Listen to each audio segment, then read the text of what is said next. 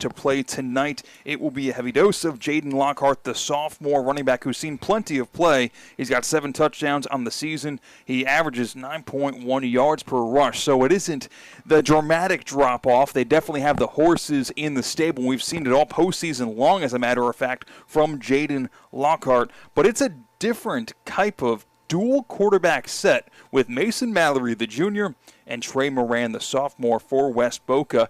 It's worked this long. We saw it back in week 0, and I think you and I both probably had the impression that that's, okay, an early season thing. You're trying to figure out who you have in your guys, but we've got word from everyone who has gone to these West Boca games, our ESPN West Palm correspondents like Brian Rowitz, as well as Colin Russo, Mike Rizzo, that they've been doing it all season. It's been alternating drives between the two quarterbacks, Mason Mallory and Trey Moran. How difficult is that for an offense to stay in rhythm with 2 different signal callers? I don't think it's difficult at all because you put a special package in for an individual. And so the teams know, listen, when this guy comes in, we're running this. When this quarterback comes in, we're running that. So that's fine. You can do that as long as you get the hot hand. And that's what coaches want. They want to try to inject something into their team, change that energy. Sometimes it's a no huddle or just fast pace. Every guy does it differently. It's been working so far, so keep it going. West Boca at home in the state semis here on ESPN 106.3. We are in for a treat tonight as the Southridge Spartans from Dade County travel up north to take on the West Boca Bulls. Led by head coach Dylan Potts. The West Boca Bulls are undefeated for a reason. They had some postseason magic last year that involved, of course, Javian Mallory. They call it the Hail Mallory play for a reason against Atlantic. That was 2023. We are now in 2024, and West Boca is 2 wins away from holding that coveted state championship trophy. Taking the field in their all-white uniforms are the Southridge Spartans. They'll be kicking off, and the West Boca Bulls will have the first opportunity on offense tonight. Back deep to return this kick is Kyle Andrews. He averages about 33 yards per kick and punt return so far this season. He can make things happen in the return game. West Boca going from right to left on offense to start this game. Southridge will be doing the opposite in the first quarter. West Boca with the gold pants, blue tops, gold helmets.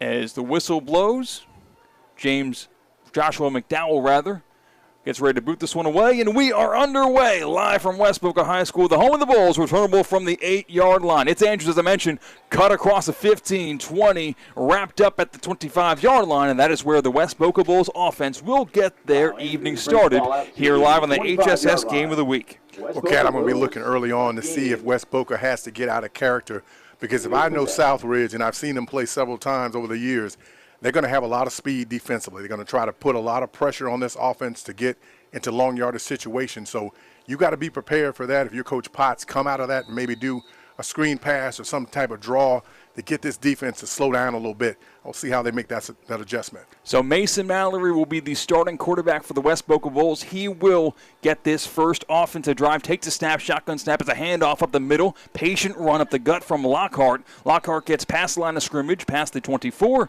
and gets brought down with a 3-yard gain to the 27-yard line. 2nd and 7 coming up for the West Boca Bulls. You know, most coaches want to come into these playoffs and say, listen, we've got to run the football, and you want to get those big guys up front involved early because that's going to take a lot of pressure off your quarterback. So try to run the ball, put pressure on this defense. Long yardage drives will probably be your best defense tonight if you're the Bulls.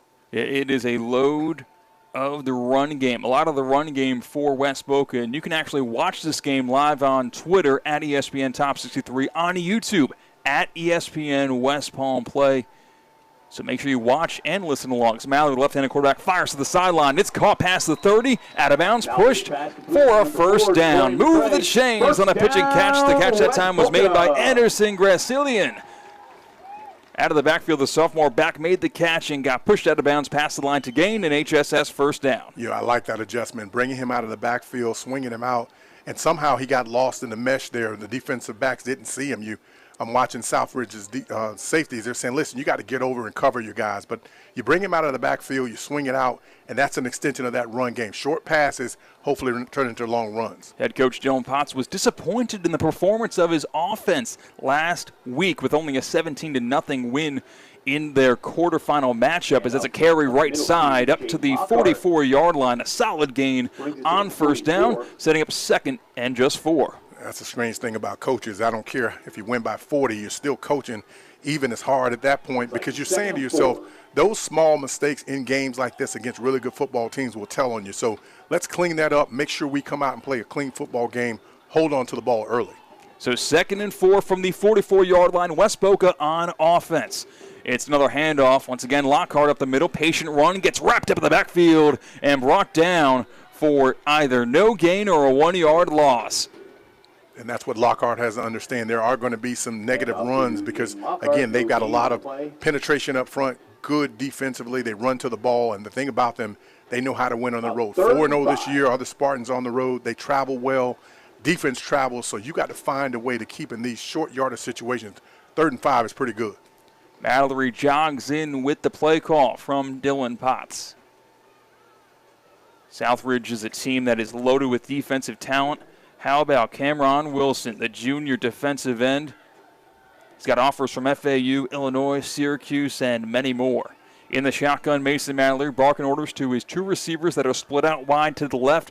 3rd down and 5. Mallory claps his hands, takes a snap, quick pass screen, caught at the 40-yard line and wrapped up at the 41. It's a loss of 2 yards on 3rd down, and the punt team will jog onto the field for the West Boca Bulls. That's the thing about this defense. They're going to move very quickly. So if you make one guy miss, you can probably get to the next level of defense, but usually there's going to be somebody there. Everything's going to have to go north and south if you're West Boca, because they have so much speed on the defensive side. So from the 41-yard line, West Boca got 1 HSS first down, but were unable to advance the chains any further than that.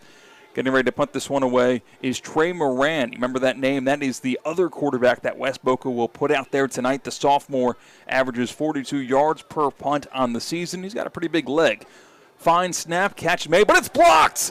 Southridge blocks the punt, and they will be set up inside the West Boca 30. Instant scoring opportunity for the Spartans. A lot of penetration on that punt. You saw on the left side there were 2 guys, and one broke free. And, again, he just didn't go at the punter. He stuck his hands out, which you should take it right off the top of his foot. Great job there by the Spartans getting the ball away from West Boca. At the 30-yard line is where the Southridge Spartans will set up shop. The 12-2 4-seed. Spartans led by Pierre Sanatus. And you look at this Southridge offense led by sophomore quarterback James Perrone. 28 touchdowns and 10 interceptions on the season. Not much of a mobile quarterback. He slings the rock. He's got offers from USF, Appalachian State, and Toledo, among others. About 200 yards through the air per game for Southridge. And the shotgun empty set, flag comes out. And we already have a delay of game,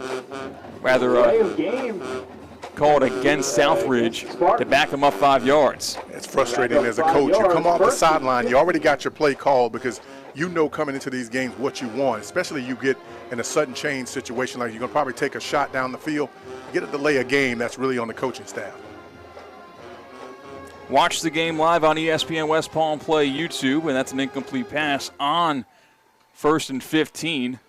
So behind the sticks, 2nd and 15 coming up for Southridge. If I'm Coach Potts, I'm saying to my defense, if that ball is thrown back, just pick it up because you never know if the officials are going to think that it's a backwards pass or a lateral. So just try to go toward the football, pick it up, even though they had blown it dead early on.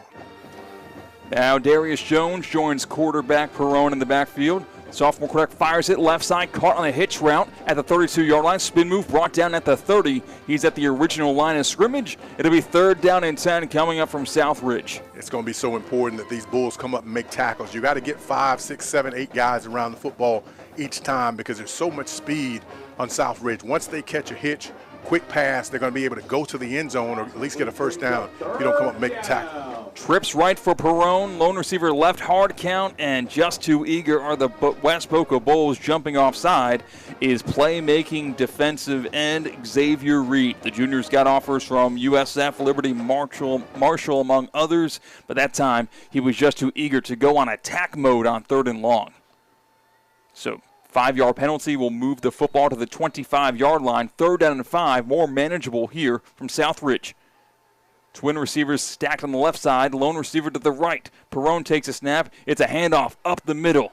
Breaking forward, brought down short of the line to gain. It'll be a 3-yard gain to the 22 by William Williams, the junior tailback. Averages 5.5 yards per rush in 2024.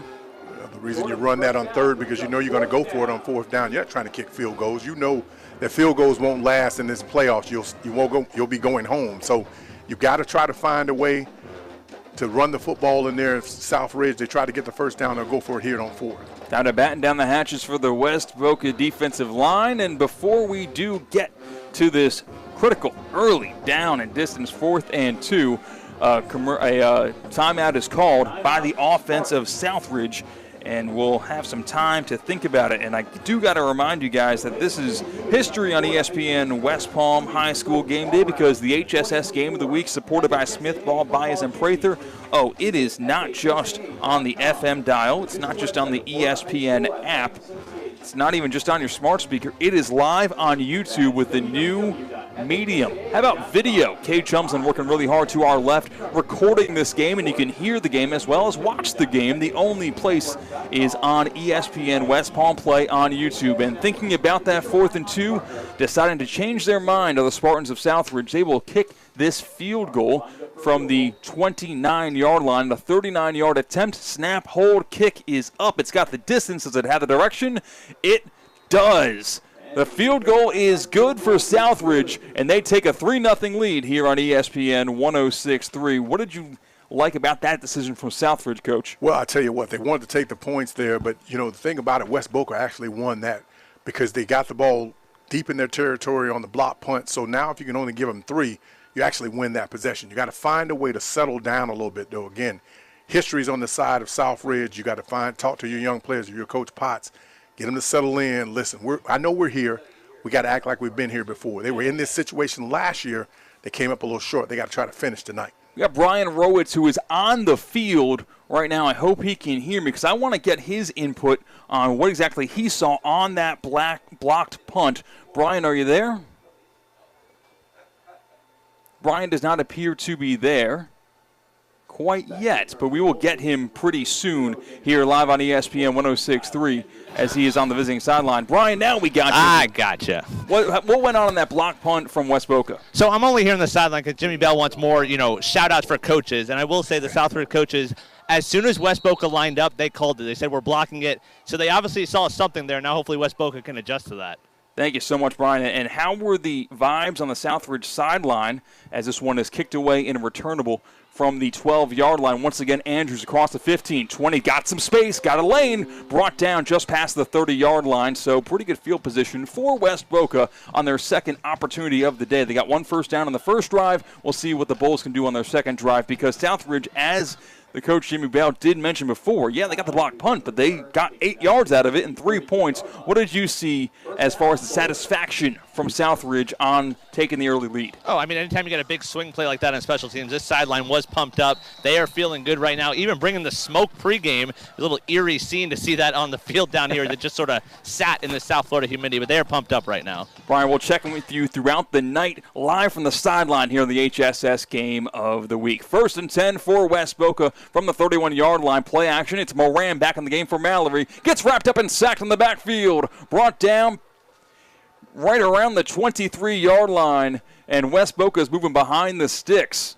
It's a loss of about 7 or 8 yards on first down. It's 2nd and 18. Well, as a coach, you always talk about being able to stay ahead of the sticks, and early on, you've got to be able to run the football, keep this offense on the field. Your defense is going to get a little tired there if you keep putting them back on the field. But again, you got to keep going forward as an offense. Make some positive plays. You got to try to get at least half of the yardage here on second down. I mentioned Trey Moran in the game. 7 touchdowns in the season to just 3 interceptions. Completes passes at a 71% rate. 80 passing yards per game for Moran. And a timeout is called before we do have this next snap. We'll take a break because you are watching and listening to the 2024 FHSAA Semifinals live on ESPN 106.3 and on ESPN West Palm Play. Hey, it's Tina. The Pickleball Club of St. Lucie West is now open. Join an amazing club that offers indoor championship quality courts and premium amenities that enhance your game. Whether you're new to pickleball, like me, or an experienced player, young or old, the Pickleball Club's world-class experience is more than just a game. It's a community where you can play, dine, and make new friends. Memberships are now available. Visit thepickleballclub.com for more information and to schedule your tour today. You're listening to ESPN West Palm High School Game Day, presented by HSS Florida. Choose better, move better, and supported by Smith, Ball, Baez, and Prather. Well, we're coming to your city. After the water break timeout, West Boca exits the huddle. And in fact, we have a new quarterback in the game. It's not really a substitution per se, more so than just this snap. We'll see Mason Mallory in the shotguns, got trips, receivers left, drops back to pass to the left. He steps up in the pocket, pressure, break and tackle across the 25-yard line, scrambles forward, and makes something out of nothing. Gains about 4 yards to make this third down at least a tad bit manageable. Of course, Moran took that sack on first down that backed up West Boca way behind the sticks. Mallory, calm, cool, collected in the pocket, avoided the sack attempt, tucked the football, and ran it for a couple of yards. He was down at the 27-yard line. Line to gain is the 41, so it's third down and 14. Well, B-Row just talked about it on that punt. You hope that West Boca has made that adjustment, because what happens is they look in the film and they see where there's a weakness. They overload that side and one guy comes free. So if you don't get the first down here, you got to punt it again, but you got to get the ball off a little bit quicker. Third and 14, twin receivers left for Mallory. Takes a snap, rolling to his left. Firing it down the sideline, got a man just overthrown. In the second level was junior receiver Mark Hannaford, and the pass was about a yard and a half just too deep. If that's a perfect pass, he might still be running for 6. Yeah, he's gone. Again, you got to be able to, when you see that ball a little too far, don't stick your arms out. It's going to slow you down. So just run through it. Just go a little faster and try to run up under it. As you mentioned, though, if had he caught that, we'd be striking up the band.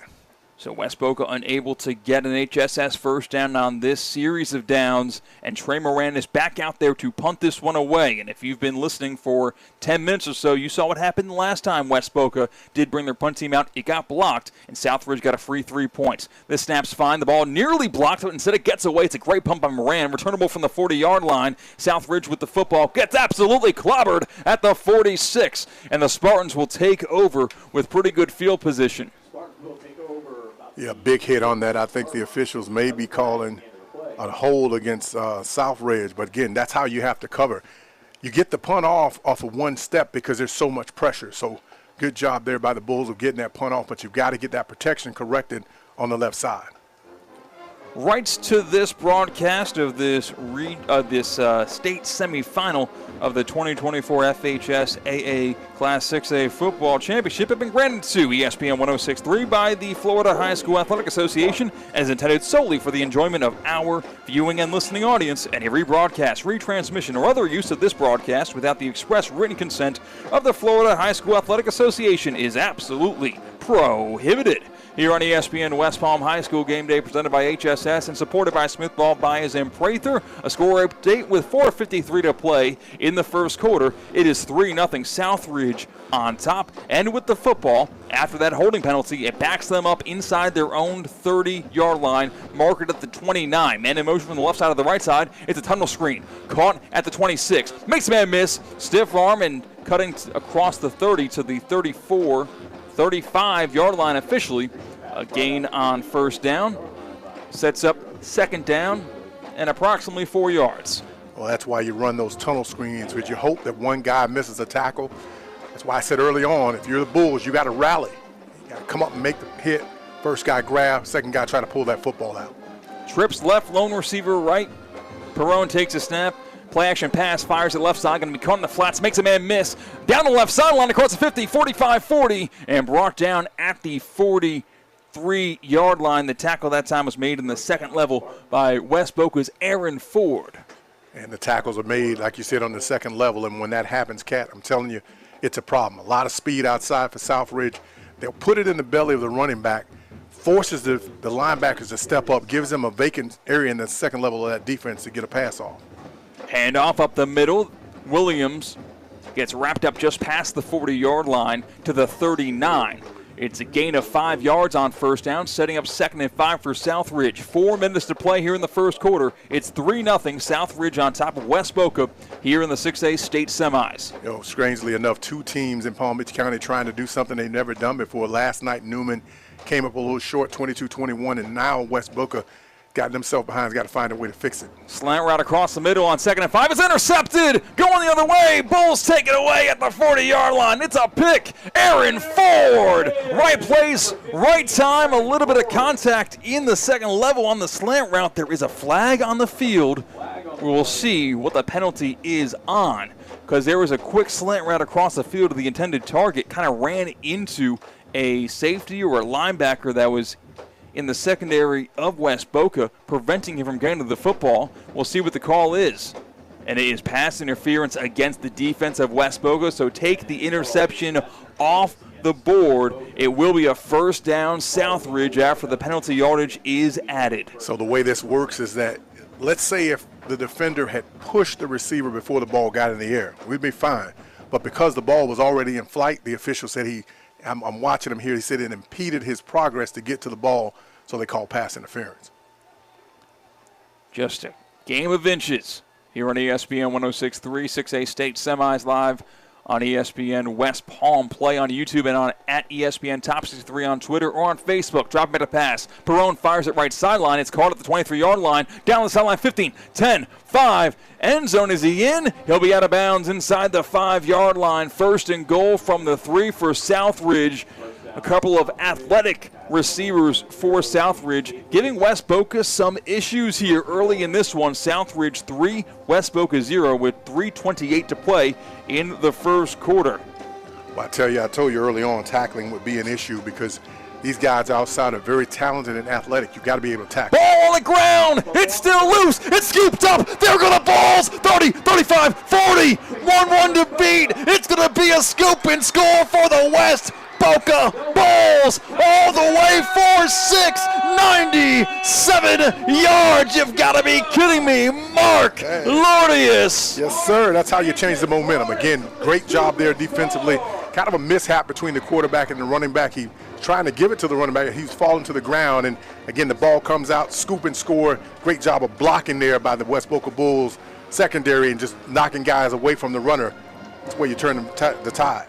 2 big swing plays in this game already. A blocked punt recovered by Southridge, and a turnover at the 3-yard line where West Boca just couldn't stop Southridge on that drive. They were getting whatever they wanted, but a problem with the exchange between quarterback and running back for the Spartans. It's cashed in by the West Boca Bulls. Mark Lordius returns it for 97 yards and a touchdown. The point after snap, hold, kick up, and the kick is good. How about that? 3:09 to play in this first quarter, and West Boca leads 7-3. You'll see that one on SportsCenter later tonight. How about that?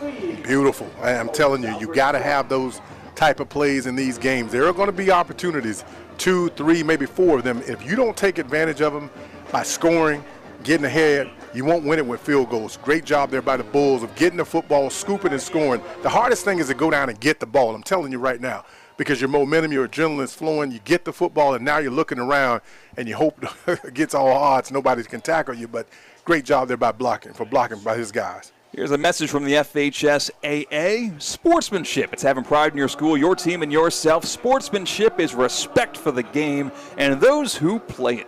The Florida High School Athletic Association reminds you to take on the responsibility of good sportsmanship. Play strong, play hard, play fair. This message is provided by this station, us, ESPN 106.3, and the FHSAA. West Boca takes advantage of the fumbled exchange between quarterback Perone and running back Williams, and they get on the scoreboard with a Smith, Ball, Baez, and Prather touchdown, scoop and score, 97 yards. And Coach, you could feel the press box shake because West Boca's fan base have showed up and they have showed out, rooting on this West Boca Bulls football team from week 0, obviously, right here to the state semis. Well, that's what you want. That's why you get a home football game, because you want that momentum. You need your fan base here. The band's playing. Everything sounds great, but you got to keep in mind it's a lot of football to play. You got to keep playing keep making plays. This one's kicked off and returnable from the 10-yard line. Southridge getting the football back down 7-3 now. Broken tackle staying on his feet and now down at the 23-yard line. The return man on the play for Southridge was Jakari Lanigan, the senior receiver. And starting from their own 22-yard line will be Southridge, but you got to think of the silver lining for Southridge. Yes, you would have loved to not only prevent a scoop and score, but actually score on that drive where they got the football to the West Boca 3. That offense was humming with pretty much ease, something that no other offense we've seen be able to do against this West Boca vaunted defense. You just got to do exactly what you did before, but take care of the football when you get on goal to go. 3:02 to play in the first quarter. Southridge with the football down 7-3. 1st and 10 from the 22. Hand off of the middle. Williams on the carry. Gets smacked in the hole and goes backwards. Let's say he gains about a yard, a half yard or so. Maybe even no gain. It's 2nd and long. Well, that's why the momentum is so important, because now the defense is fueled. They're coming up. They're making plays. Those tackles that they missed early in the game, they're starting to make them. And that's what you want from a defense if you're West Boca. You got to find a way to get these guys on the ground. Spread formation, the running back's put in motion to the right side. Drop him at the pass is Perone. Steps up the pocket. He's going to tuck it and run. Not a big mobile quarterback, but sought the opportunity. Dives forward to the sticks. Did he get the first down? It's going to be very close, either 3rd and inches or an HSS first down. I think he's got sneaky speed there, Cat. I mean, he took off pretty good there. So you got to try to keep him in the pocket, force him to throw the ball down, but don't give him run lanes. Gap integrity is what's most important. Stay in your lane. Don't try to do too much. 1st and 10. It's an HSS first down. Perone scrambles for 9.5. 1st and 10 for Southridge. 2 minutes to play in this first quarter. Handoff out the middle. Left side actually bouncing it is Shandon Smith. And Smith gets brought down at the 34. It's a gain of 2. It'll be 2nd and 8. I'll take that every time. I'll give them 2 yards because, again, you think about defensively, they allowed a lot of yards early on running. You've got to find a way defensively to get hands on a guy, cloth, grab, get him to the ground. 1:40 and rolling to play in the first quarter, 7-3. West Boca on top of Southridge here for the HSS game of the week. Trips right for Southridge quarterback James Perone, lone receiver to the left to the sophomore signal caller. Claps his hands, takes a snap, quick pass left side, caught by Shandon Smith. Drop down at the 36-yard line. It's another gain of a couple, setting up 3rd and long. Yeah, Perone gets the ball out very quickly, so that's important that you come off your guy. If you're being blocked by a receiver, your defensive back, you got to come up, force him back inside where all your help is coming from, and try to rally to make the tackle. Ball at the 36. Line to gain is the 42. So 3rd down and 6 in the shotgun. Perone's got 2 receivers to the right side, brings the man that was wide on the right in motion, drops back to pass, steps up in the pocket, fires across the middle. It's incomplete, just too tall for his intended target. James Gatewood, the senior receiver, went up but couldn't come down with it of no fault of his own. It's 4th and 6, and this looks to be the first opportunity for the punt team of Southridge. 47 seconds to play in the first quarter. It's 7-3. West Boca on top after their 97-yard scoop and score. There was a penalty on the play from Southridge, but West Boca will decline it and instead opt for the 4th and 6 coming up. Well, that's a 14-point swing. Again, Southridge going in to score. You scoop and score. Now you got 7.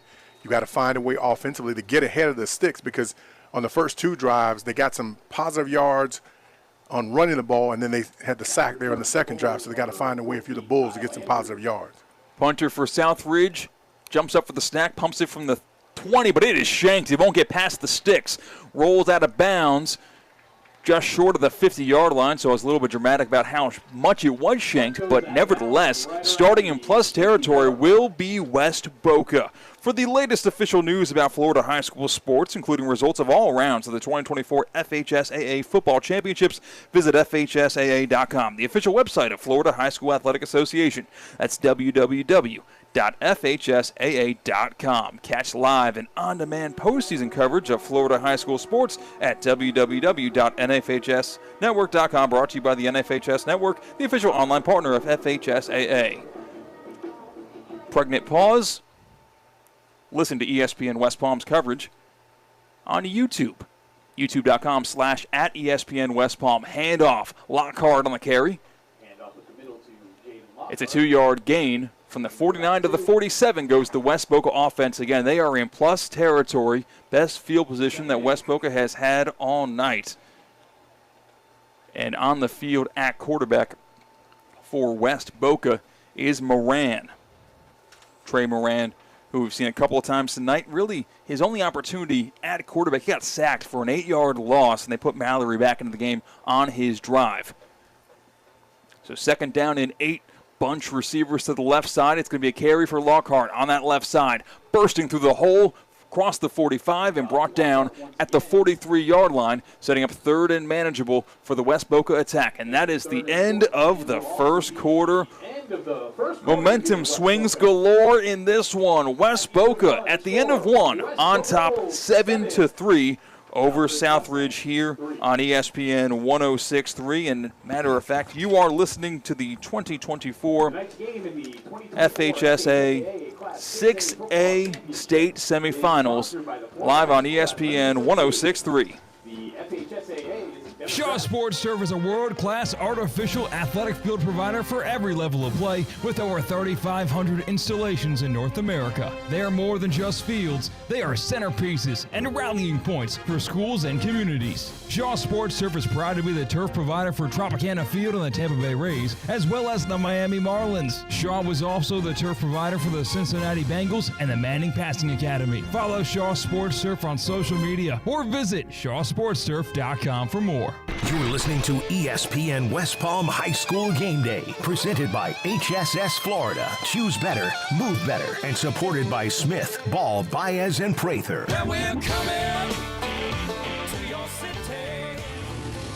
3rd down and 4 coming up for West Boca. Hard count from Trey Moran. It looks like Southridge lunged, but not into the neutral zone, so no stoppage, no flag. They reset. Moran in the shotgun, hands the ball off. Lockhart, right side, gets stuffed in the hole and only gains 2 yards. The 4 required. It'll be 4th down coming up for the West Boca offense. They have the football at the 41.5-yard line. Got to get to the 39, and it looks like the offense will be taken off the field as we see a mass substitution, indicating here comes the punt team for West Boca. Yeah, I'm watching the motion of Dylan Potts on the sideline. He's, visibly upset because his offense expects to get 4 or 5 yards a clip. That's the way they've been running it all season long. Didn't get it on this drive.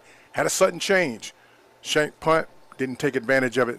Got to find a way to get points on those type of drives. Moran, one of the quarterbacks, so watch out for possible fakes here. If there's any time to empty the playbook, it's right now. This won't be a punt fake. It'll be a punt. It'll bounce the 9-yard line and returnable across the 10, right side 15, and out of bounds.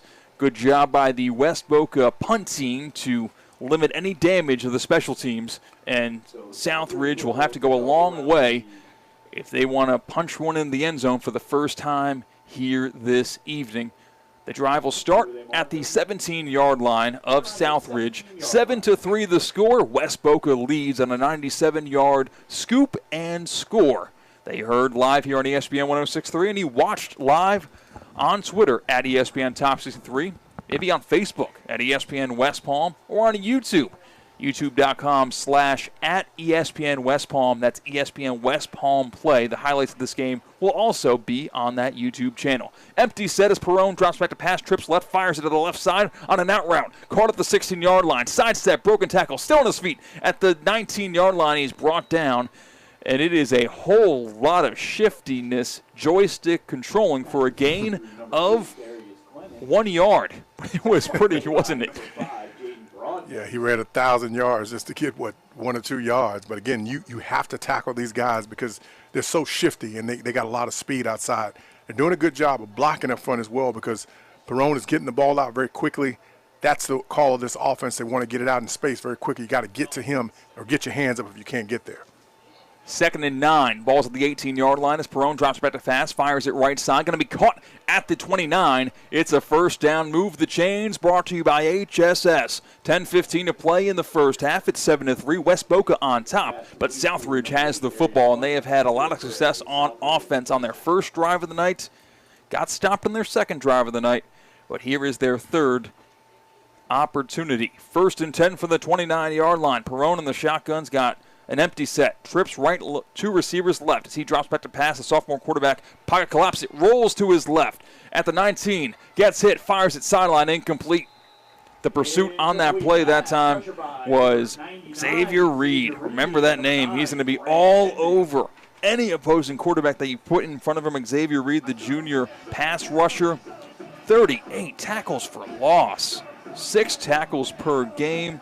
7 sacks. He is all over the place. Night in and night out. There's a reason why he's got eyes on him from USF, Liberty Marshall, all offering the junior edge rusher for West Boca. Here's 2nd and 10 from the 29-yard line. Perone in the shotgun, trips left, 2 receivers right. It's a design quarterback draw up the middle, across the 30, and brought down at the 32-yard line. It's a gain of 3, 3rd and 7 coming up.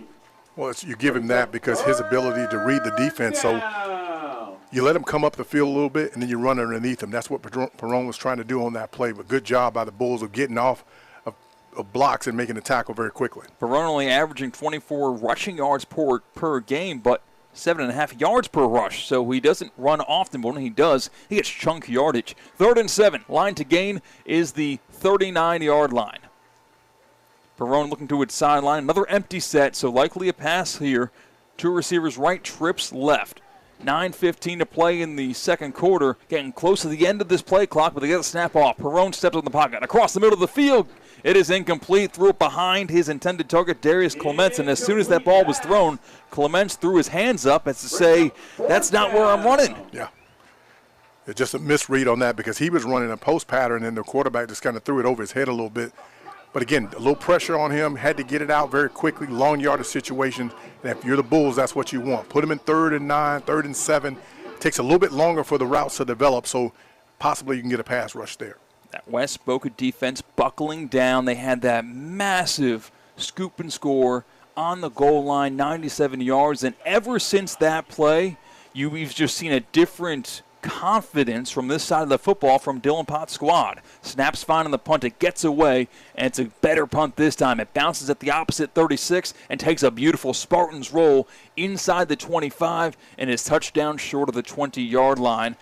Starting from their own 21 will be West Boca for this offensive drive. With 8:55 to play in this first half, it's 7-3, West Boca on top. Here on ESPN 106.3. Felix, and when I crave buds, I crave the chicken finger dinner, and I love the mac and cheese. When that craving hits, it's time to come into Bud's to try our classic hand-breaded chicken, made fresh to order. Yum, yum. Take 1. Come on down to Bud's Chicken and Seafood for a Binger Ficky. You said Binger Ficky. Why would I say Binger Ficky? I don't know, because it's Bud's Finger Quickie served with fries. Sounds good. Taste Buds. Taste the difference. Back here live on ESPN 106.3. We're going to go to the sideline to Brian Rowitz after that 1st and 10 snap. It's a counter handoff. Lockhart right side across the 21-yard line, which was the line of scrimmage. Loses the football, and it is Southridge scooping it up. Waiting for the official call. Was he down or was he up? Awaiting the official ruling as of right now. It looks like the officials are saying it is still West Boca ball, and the ball came out late. And that will be the call. Brian, going live to you on the sideline. I've got an injury update from Southridge. What's up? Yeah, that actually might work out in Southridge's favor. They didn't get the ball there. Their quarterback came off after that 3rd down hit from Reed. He's limping. He's on the table. Doesn't look great right now. They took his helmet away. He's still limping right now. So I don't know if he would have come out there if the offense was out there just now. Thank you so much, Brian. We'll check in with you from the sideline live throughout the broadcast. It's a 1-yard gain for West Boca. 2nd and 9 coming up for the Bulls. Man put in motion from the backfield to the right side. It's a screen pass that direction, caught at the 20-yard line. Spin move, broken tackle, bouncing it across the 25 to the 27 to make 3rd down a lot more manageable. The catch that time was made by Jacorian McCrary, the sophomore receiver and running back. His 26th reception of the season. He's got 2 touchdowns. He only averages about 23 yards per game. It's a group attack from this West Boca offensive front. You don't know who's really going to get the football. That's true, and that's a good thing because when you spread the wealth around, it forces defenses to have to defend the entire field. 16 seniors on this West Boca team, so they're saying, listen, it's now or never. We got to find a way to get it done. Keeping in 3rd and short yardage situation is really important for this offense. 3rd and 4 coming up for West Boca. Ball on the right hash, and there was a timeout called by West Boca. We're going to stay right here on ESPN 106.3 because we just absolutely adore the FHSAA and everything that they stand for from time to time. Take a quick break, not a break, rather. Tonight's game in the 2024 FHSAA Class 6A Football Championships is sponsored by the Florida High School Athletic Association. The FHSAA is a democratic organization with a membership of more than 800 middle and senior high school. Can you believe that? More than 800 middle and senior high schools, all committed to ensuring that Florida's student athletes can compete fairly and equitably in an educational environment. The Florida High School Athletic Association, they are building leaders through teamwork, sportsmanship, and citizenship, a three-pronged attack by the Florida High School Athletic Association with those three important qualities. Here is 3rd and 4 coming up for West Boca out of the timeout. 7:17 to play in the first half. West Boca leads 7-3 over Southridge. It's a counter run on the left side after the man was in motion, and only a gain of 1 yard of the 4 required. It'll be 4th down and 3 coming up for the West Boca Bulls as they are on their own 28-yard line. Punt team coming out for Dylan Potts' squad. So if you're Dylan Potts, you've got to try to go away from tendency because, again, there's stuff in the line of scrimmage. They're making sure you don't get any running yards. Got to find a way to get the ball on the edge of this defense. That may just be a short pass that turns into an extension of your run game, but you got to try to mix it up a little bit to keep your offense on the field. Trey Moran to punt this one away from the 12-yard line. The return man for Southridge is on their own 49. Punt is away. It's a line drive kick that's returnable from the 44. Broken tackle, side step, and a great job by the West Boca Bulls punt team once again doing a great job, and there's going to be more yardage pushing Southridge back as Laundry came on the field. That'll go against the punt return team of Southridge. What did you see on the play, Coach? Yeah, blocking the back against Southridge. Again, that's the part of when you get down the field, you hustle down. If you're West Boca, you can make things happen. If you're kind of lollygagging and just jogging down, they're going to run down the field, run past you, if you will. So get down. A lot of guys rally around the ball, and you can make things happen for your special teams. So Southridge getting the football back, 1st and 10 as they mark down the yardage. 6:27 to play in the second quarter. It's been a fun one so far. And you can watch this game. If you're listening on ESPN 106.3, I'm not sure if you just joined us or not, but history being made by ESPN West Palm. You can go to YouTube, youtube.com/ESP or /@ ESPN West Palm, or just search ESPN West Palm Play, and it'll bring you right there. You know how to Google things, or go on Twitter /X at ESPN Top 63. We'll be posting highlights of the game. You can just watch the whole game live on that feed as well at ESPN Top 63 on Twitter and on Facebook at ESPN West Palm. Timeout called on the field, and we will take a break here as well. Be back in 30 seconds because you are watching and listening to the 2024 FHSAA Football 6A State Semifinals on ESPN West Palm. PNC Bank is committed to making a difference in the lives of the customers and communities they serve by helping them move forward financially. As a Main Street bank, PNC is always working to make it easier for their customers to achieve their goals and plan for the future, whether that's through innovative digital solutions or in person. PNC is proud to be part of the South Florida community. See how PNC Bank can make a difference for you at pnc.com/tech. PNC Bank, National Association, member FDIC. You're listening to ESPN West Palm High School Game Day, presented by HSS Florida. Choose better, move better, and supported by Smith, Ball, Baez, and Prather. Where we're coming to your city. Back here live on ESPN 106.3, 6:27 to play in the first half. From my understanding, we have a new quarterback in the game for Southridge, and yes, that is the case. Perrone is out with that injury after the hit he took from Xavier Reed on this 1st and 10 play from their own 39-yard line. Southridge hands it off up the middle to no avail, no gain. Brian, can you hear me on the sideline? What exactly did you see take place during the Southridge exchange of quarterbacks? Well, Brian cannot hear me on the sideline. That's okay. It's for a now 2nd and 10 from the 39-yard line for Southridge. Trips right, lone receiver left. Another handoff up the middle. Williams on the carry. He gets dropped for just a gain of 1. It'll be 3rd down and 9 for Southridge. Kat, I can tell you from this point, the reason that they ran the ball twice is because most backup quarterbacks only get about 10% of the snaps during practice. So they're not as familiar with the offense. He's coming back in, yeah. That's what they want from Southridge. But again, those young guys don't get a lot of snaps, so you have to keep it real simple. But now they got the starting quarterback back in, so that's all out the window. Yep, James Perrone limps back on into the game. He's got trips right, lone receiver left. 3rd and 9, line to gain is the 49-yard line. Southridge on their own half of the field. Quick pass, right side, caught at the sticks. And it's an HSS first down, stretching across midfield to move the chains. The catch that time was made by Southridge's James Gatewood, the senior, who averages 41 yards per game, has 42 catches on the season, and has 9 touchdowns. Gets a crucial 3rd and long pickup that time. Moving quickly is Southridge, hard count, and it gets early movement. Is it against West Boca or is it against Southridge? I saw clapping hands of the West Boca Bulls as if it was a flinch from Southridge, and that is the case. After that conversion to move the chains, it is now a false start against Southridge that'll reset and make it 1st and 15 from the 41-yard line, still short of midfield. Well, something we're going to keep our eye on. Again, if your quarterback can't run, it takes away that quarterback keeper. And then also, if you put a lot of pressure on him, he's not going to be able to get the ball away, at least on time. So you got to get closer to these receivers, even though they got speed. Handoff to the man in motion up the middle. They get the run by Shandon Smith, and he gains around 4 yards on that carry. 2nd and 11 coming up. Brian, if you can hear me, what did you see unfold with the quarterback situation from Southridge?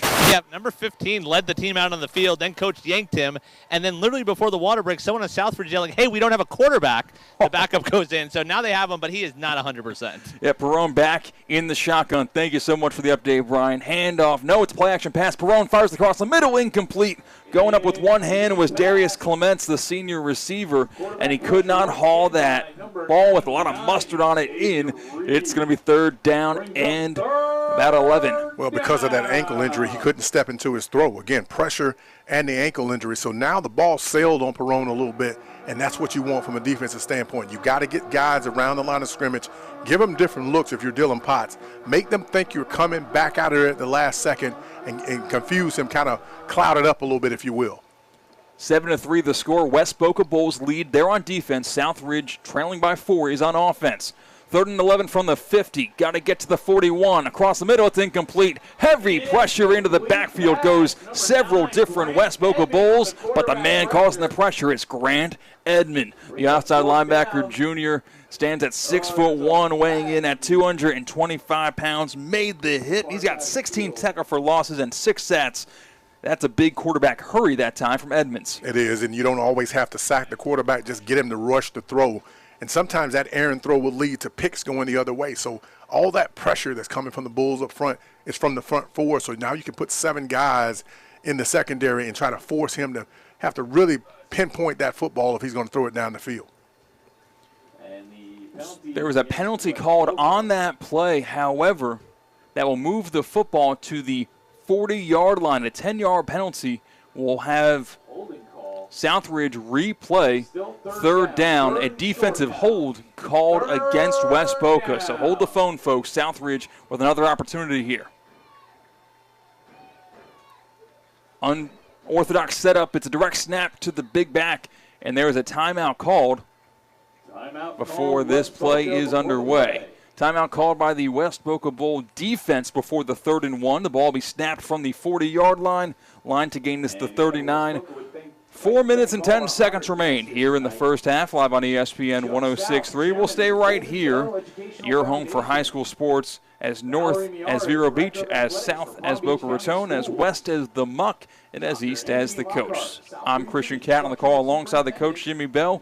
With about 4 minutes and 10 seconds to play in this first half, what have you seen so far develop, Coach? Well, so far, West Boca's inability to control their offense the way they normally do, run the football, haven't been able to do that tonight, and their passing game is not on. So other than the scoop and score, they haven't done much offensively. They got to find a way, if you're Dylan Potts, to get your offense in rhythm.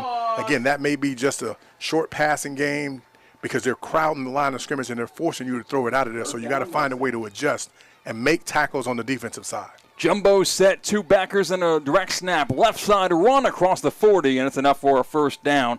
They direct snap it That time to Southridge's Joshua McDowell. He's primarily a defensive player. He's a senior for Southridge that plays defensive end, outside linebacker, middle linebacker, and apparently that time, how about a Wildcat quarterback? Because he took that football and lowered his shoulders and head and went forward 7 yards from the backfield to move the chains. It's 1st and 10 for Southridge, snapping the football from the 37-yard line.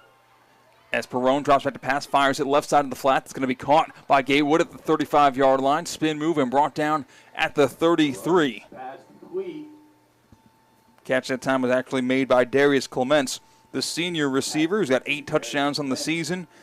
Leads the team in receptions this year with 58 catches. 3:15 to play in the first half. Perrone in the shotgun for Southridge. The Spartans have the football. Trips left, lone receiver right in the trail by 4. Firing on the go route, far sideline, and it's just too far out of bounds. No chance that time for James Gatewood to run on the football inbounds. On the incomplete pass, we will now have 3rd down and 6. Great defense there. Again, sometimes you can't get to the football, but what you do is you put your right hand, because you're on the right side of the field, you put your right hand on the receiver and you know exactly where he is, and you're forcing him out of bounds as you're riding along there, and the officials did a great job of letting him play. So line to gain is right around the 27-yard line. Football is at the 33.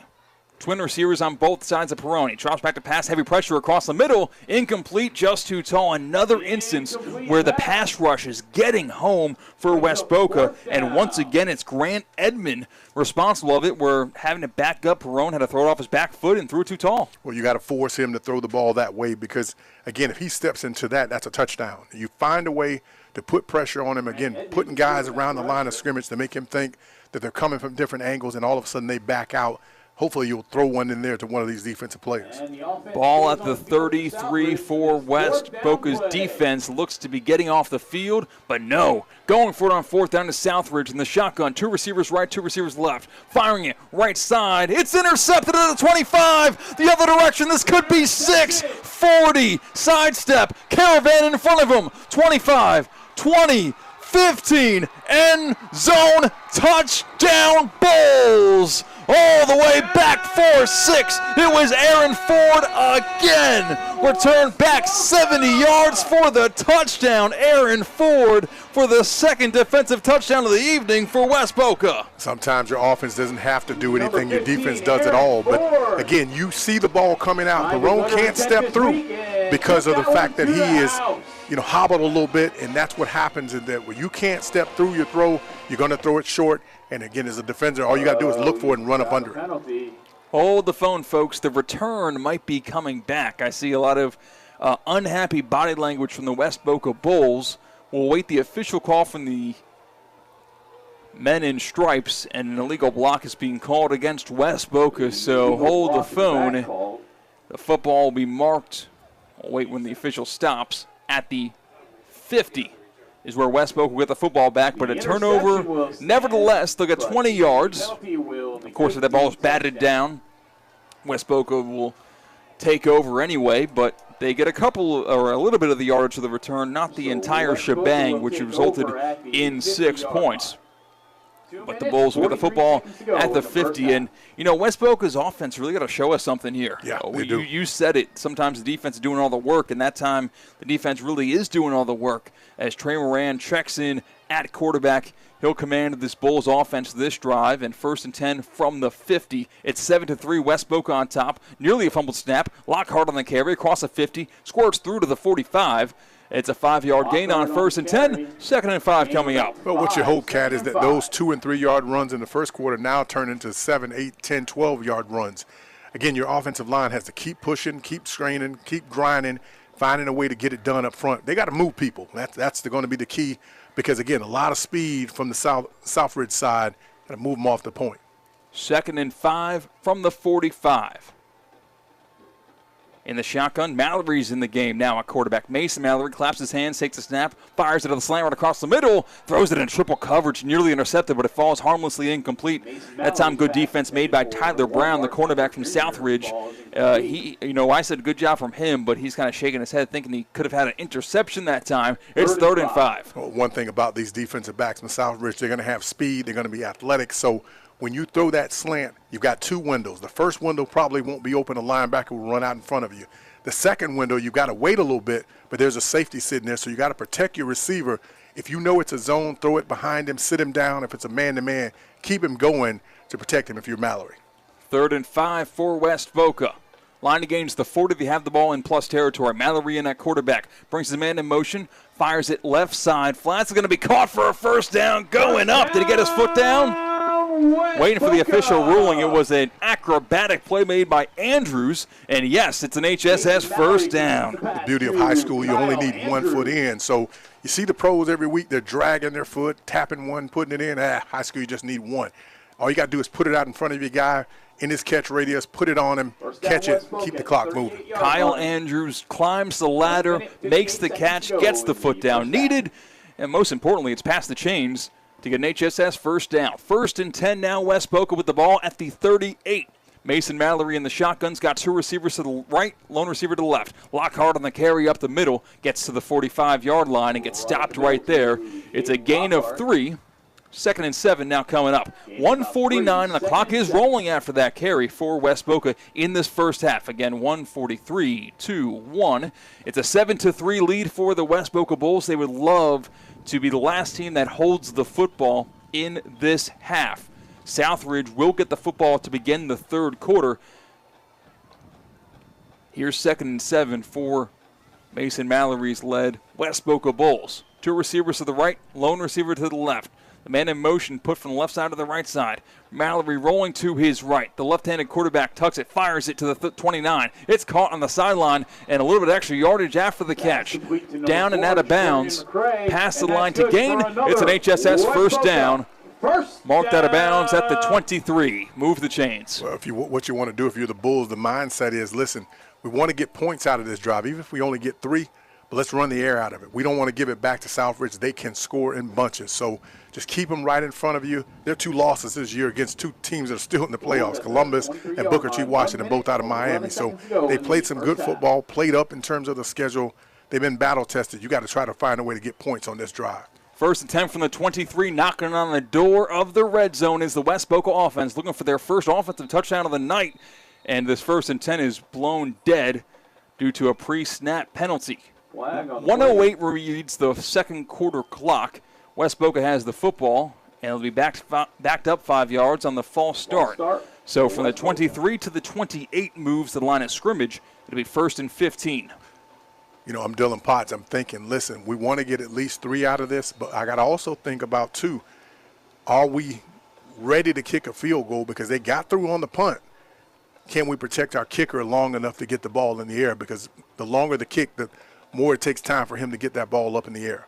Mallory in at quarterback for West Boca. 2 receivers left, lone receiver right. The slot man's put in motion to make trips left. It's a screen pass thrown to the dirt as Mallory diagnosed the play, saw a man in his face, Spencer Voss, and decided let's just cut the losses here and make it 2nd down and 15. 1:04 remains in the first half. It's West Boca 7, Southridge 3. And as you mentioned, Coach, you do not want to give Southridge any special chunk play on a broken play, like a blocked kick, or in that aspect, a turnover on a ball that was supposed to be thrown to a screen pass. Right now, West Boca has the momentum, and they've got to keep it by not allowing a massive momentum shift.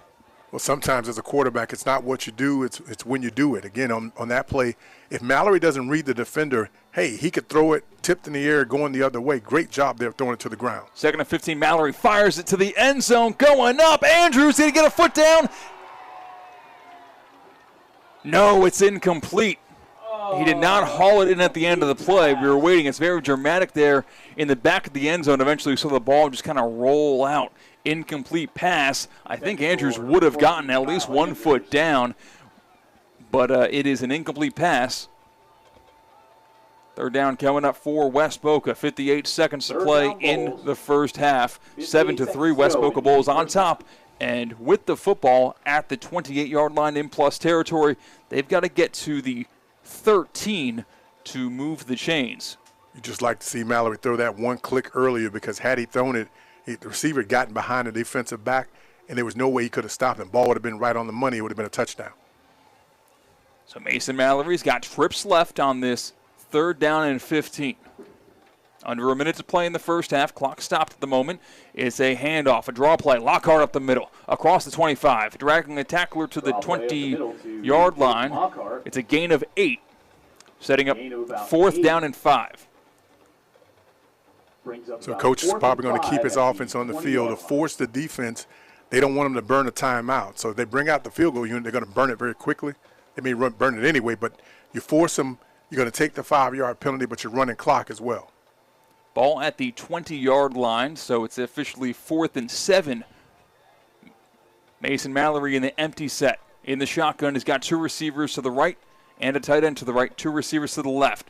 Man put in motion from the left slot to the right side, making trips, and they're going to go for it on 4th and 7. Mallory rolling. Mallory across the 20, tucks it, runs it to the 15. It's so close. Did he get the necessary yards? It's 10 seconds remaining in this first half, and he is short of the line to gain. It'll be a turnover on downs. Southridge gets the football back, but you know what? Not the worst case scenario. You would have liked to have a field goal attempt if he got 2 more yards, but Southridge really doesn't have any chance here to put points on the scoreboard before going to half. 10 seconds remain in the first half. Of course, if you're a West Boca fan tuning in right now on the ESPN app, on ESPN 106.3, or on your smart speaker, or on YouTube, you're saying that's the famous last words, because there was still time on the clock. But with Southridge turning the football over, you don't want to chuck this ball deep and risk a big West Boca game-breaking return. Southridge wearing their all-white uniforms and black helmets. West Boca with the gold pants, navy blue jerseys, and gold helmets. 1st and 10, ball spotted at the 14-yard line. So Mason Mallory got 6 of the 7 required yards, and a knee is taken by Perrone of Southridge, and that will bring us to halftime here on ESPN 106.3 of the 2024 FHSAA State Semifinals. And I'm going to look down on the field to hopefully see if Brian Arowitz is able to intercept head coach Dylan Potts on his way to the sideline and maybe get an insight into what is going on through 2 quarters of play here live at West Boca Raton High School. Coach, before we get an answer on that, what have you seen so far through 1 half of play? Well, so far, Southridge is doing exactly what I expected them to do, crowding the line of scrimmage, forcing West Boca to throw the ball. Again, you know they're a running team. 70% of the time they're going to run it on 1st down. You put 6, 7 guys around. You said, listen, you're not going to run the ball tonight. We're going to force you to throw it. They've got to find a way to get some formations where they can get the ball out in space to try to put a little pressure on this defense. We are going to head to a break. It is halftime here. And the HSS Game of the Week, supported by Smith Ball Bias in Prather. West Boca 7, Southridge 3.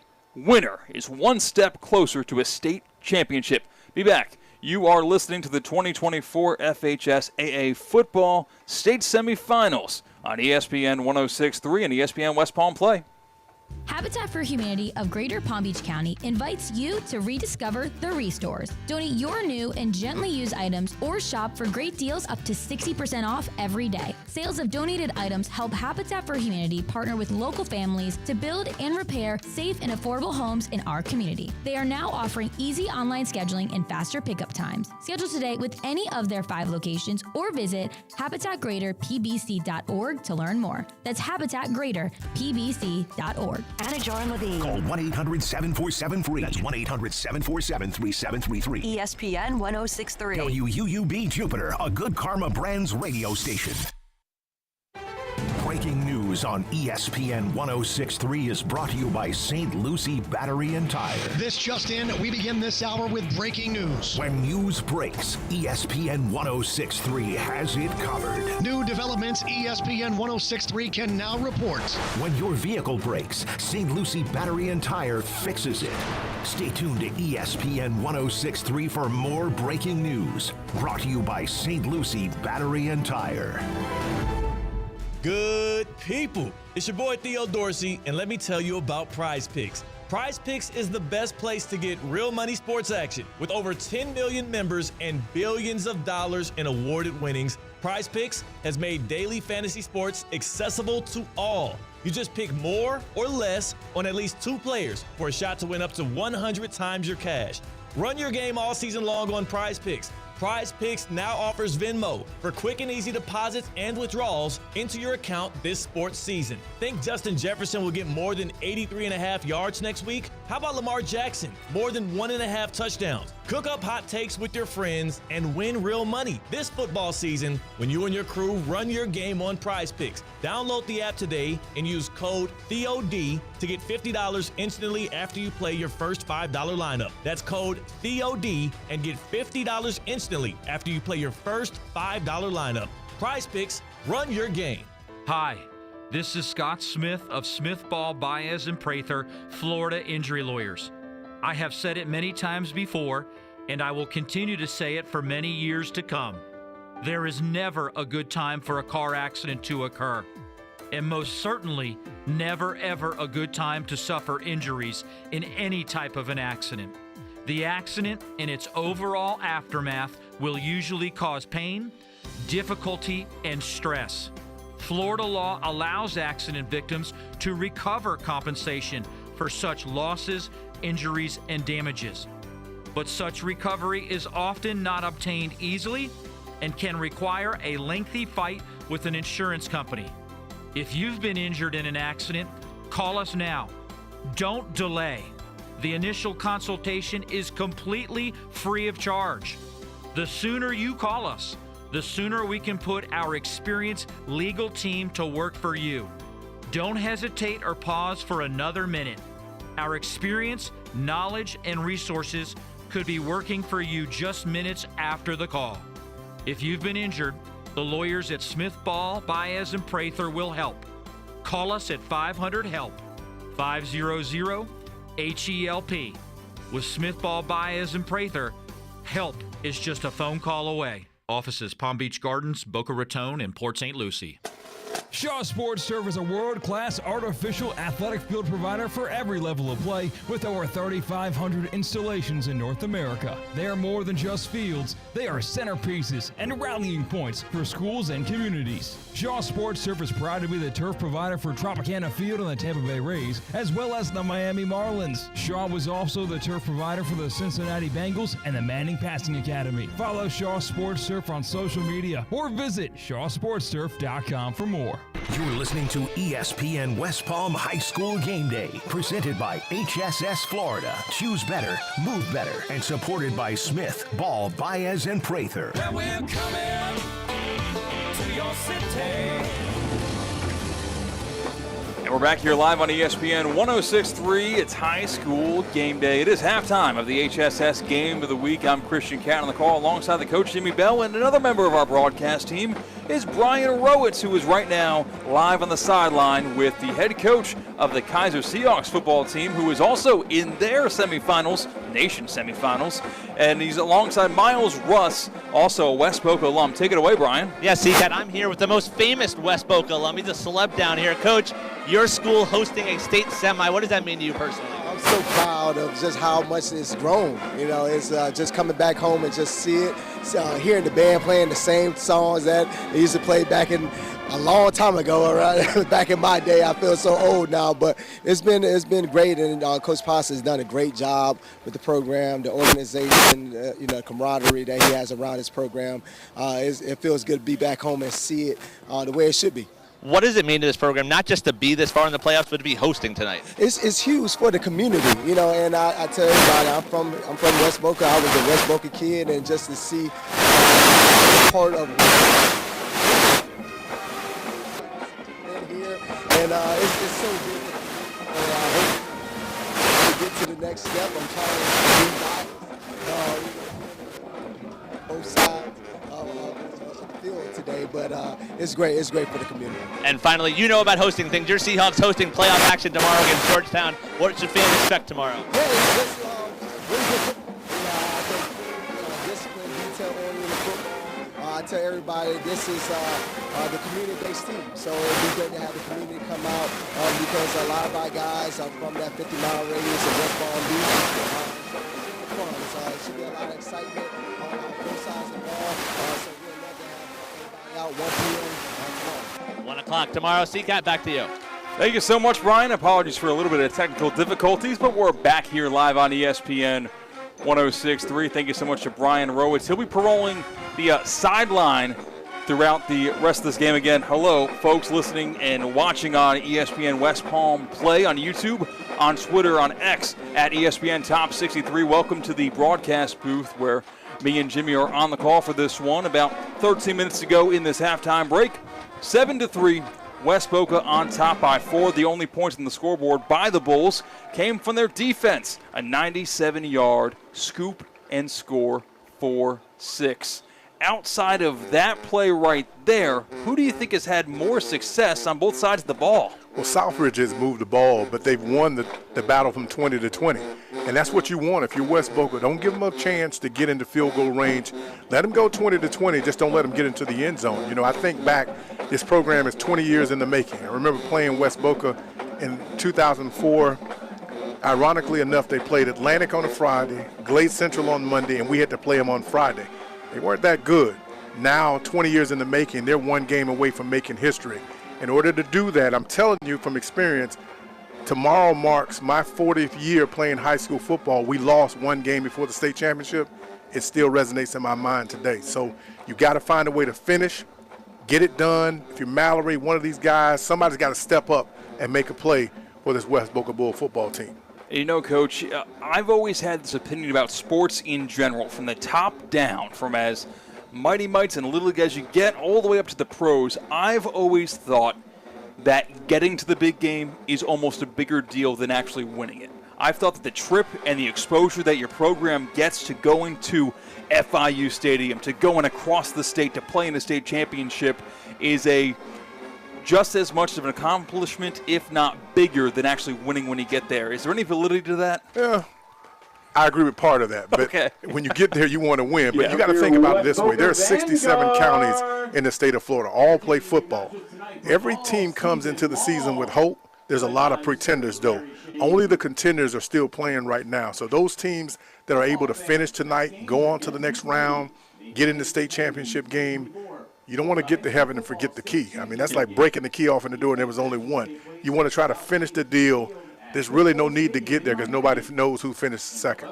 Quarterback for Southridge, James Perrone, and you look at the stats throughout the season, he's really been in every single game, almost taking every single snap as signal caller for Southridge. What do you think is being discussed on that sideline in regards to the health of Perrone? Well, they know early on they may have to keep an extra guy in to protect him. Because if I'm Dylan Potts, I'm bringing pressure. I'm going to force him to throw the ball. A few of them have sailed on him, so I'm going to force him to get the ball out of his hand very quickly. And I'm going to tell my DBs, listen, what I need you to do is rally around the ball, make tackles. Don't allow guys to run after catch because the ball, the windows are going to be very small for him if I'm a defensive coordinator.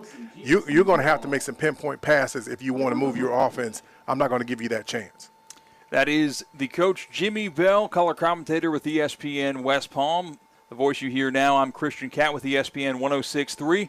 We're going to head to a break still at halftime here for the HSS Game of the Week, supported by Smith, Ball, Baez, and Prather. Of course, you are listening and watching if you're on YouTube or on Twitter or on Facebook to the 2024 6A State Semifinals with the FHSAA. And before we head to break, a message from FHSAA, because the FHSAA is now on Facebook, Twitter, Instagram, and believe it or not, they said they couldn't do it, but they were wrong. The FHSAA is on Snapchat. You should tweet at them, you should like them, you should tag them on all your social platforms by searching for FHSAA. Keep up with teams and people who strive to make high school athletics in the state of Florida the very best. Be a fan of all of it by following FHSAA on social media at, you guessed it, FHSAA. Again, that's Jimmy Bell. I'm Christian Catt. We're going to head to a break and be back on ESPN 106.3. Fight fans, make Twin Peaks your UFC fight headquarters. The official fight headquarters is Twin Peaks. Never, ever a cover. All fight organizations, all boxing, doesn't matter. Never pay to watch the fights. Plus, eat, drink, scenic views, and Twin Peaks 29-degree ice-cold beer made from scratch favorites while watching all the fights. And did I say never pay a cover? That's Twin Peaks, Pembroke Pines, Cypress Creek, Hollywood, Davie, and of course, Palm Beach Lakes Boulevard in West Palm Beach. Your ultimate UFC fight headquarters, Twin Peaks. Holiday season at Duffy's Sports Grill means holiday features galore. Savor Duffy's limited time holiday menu with new crab stuffed mushrooms, seafood pasta, salmon Oscar, and mahi Oscar. Plus, famous holiday drinks like Jack Apple New Fashioned and a peppermint martini. Now, through New Year's Eve, score a $20 MVP bonus for every $100 in Duffy's gift cards you purchase. Duffy's, our game is always on. Hi, this is Scott Smith of Smith Ball, Baez & Prather, Florida Injury Lawyers. I have said it many times before, and I will continue to say it for many years to come. There is never a good time for a car accident to occur, and most certainly never ever a good time to suffer injuries in any type of an accident. The accident and its overall aftermath will usually cause pain, difficulty, and stress. Florida law allows accident victims to recover compensation for such losses, injuries, and damages. But such recovery is often not obtained easily and can require a lengthy fight with an insurance company. If you've been injured in an accident, call us now. Don't delay. The initial consultation is completely free of charge. The sooner you call us, the sooner we can put our experienced legal team to work for you. Don't hesitate or pause for another minute. Our experience, knowledge, and resources could be working for you just minutes after the call. If you've been injured, the lawyers at Smith Ball, Baez & Prather will help. Call us at 500-HELP, 500-HELP. With Smith Ball, Baez & Prather, help is just a phone call away. Offices Palm Beach Gardens, Boca Raton, and Port St. Lucie. College basketball is coming to Sunrise. Catch a thrilling doubleheader at the 2024 AutoNation Orange Bowl Basketball Classic. Be there at Amerant Bank Arena on Saturday, December 14th as the UCF Knights take on the Tulsa Golden Hurricane and the Florida State Seminoles battle the Tulane Green Wave. Tip-off is at 2 p.m. Bring the whole family for a pregame party on the plaza. One ticket, 2 college basketball matchups. Tickets start at just $20. Get yours now at orangebowl.org. ESPN West Palm is highlighting the best performance of the week, presented by Baptist Health Orthopedic Care. Every week, a different team will be featured across ESPN 106.3 and ESPN West Palm Play. The winning performance receives $500, courtesy of Baptist Health Orthopedic Care. Do you know a team, player, or school with a killer performance? Nominate them by emailing highschool@espnwestpalm.com. Baptist Health Orthopedic Care. Go where the pros go. The quality of our choices affects the quality of our lives. So, when it comes to how you move, do you choose to see a doctor or go to the #1 orthopedic specialist in the world, backed by a team who custom tailor your treatment? Do you choose to live with limitations or live life to the fullest by going to the place that's #1 at getting people back to what they love? Choose better, move better. Locations in West Palm Beach and Wellington. Learn more at hss.edu/Florida. Exciting news, West Palm Beach. X Golf is now open and ready for you. Experience top-of-the-line simulators, perfect your swing, and enjoy a full bar and delicious bites. Whether you're a pro or just starting out, X Golf has something for everyone. Rain or shine, we've got you covered with virtual courses from around the world. Book your tee time today. Come visit us at X Golf West Palm Beach, where the game never stops. Visit on Instagram at XGolfWPB for more information. Kaiser University's flagship campus, the 100-acre residential campus at 2600 North Military Trail in West Palm Beach, extends Kaiser University's educational offerings to over 100 degrees in the heart of South Florida. Kaiser University also has an athletic program with 20 national championships, including the 2024 Women's Swimming and Diving Championship and 2023 football, lacrosse, and men's swimming and diving titles. Visit KUSeahawks.com for the latest. You're listening to ESPN West Palm High School Game Day, presented by HSS Florida. Choose better, move better, and supported by Smith, Ball, Baez, and Prather. Well, we're coming to your city. Back here live on ESPN 106.3. Well, the winner of this game takes on the winner of Trinity Christian versus Chaminade Madonna. And during what looks like the third quarter of that game, excuse me, what was that, Coach? You were saying this game? Yes. I had that incorrect. My bad, Coach. I thought miscommunication beforehand. But in that game, which I think football fans are all across the state of Florida are going to be interested in, because Chaminade Madonna, they are pretty much, a wagon, dominating state championship after state championship in that game. They're not running away with it. Chaminade Madonna against Trinity Christian in the third quarter, 14-0 over Trinity Christian. Obviously not going to play the winner of this game between West Boca and Southridge. But in this game, in the 6A, not 7A, in 6A with West Boca, what have you been impressed with the defense so far? From the West Boca side, their ability to adjust, because they've had to make some tackles.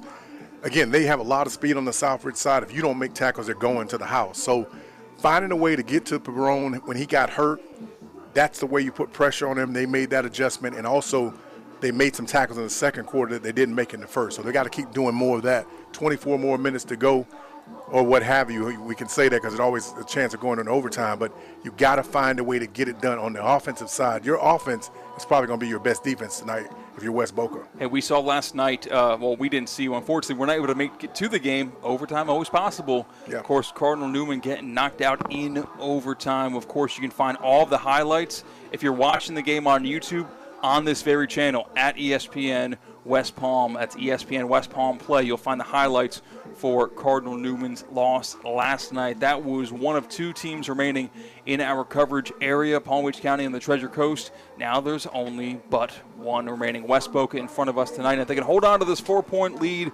through the final 24 minutes of play, they will move on to the state championship game. And if you can watch the game on ESPN West Palm Play or on Twitter, at ESPN Top 63, on Facebook, ESPN West Palm.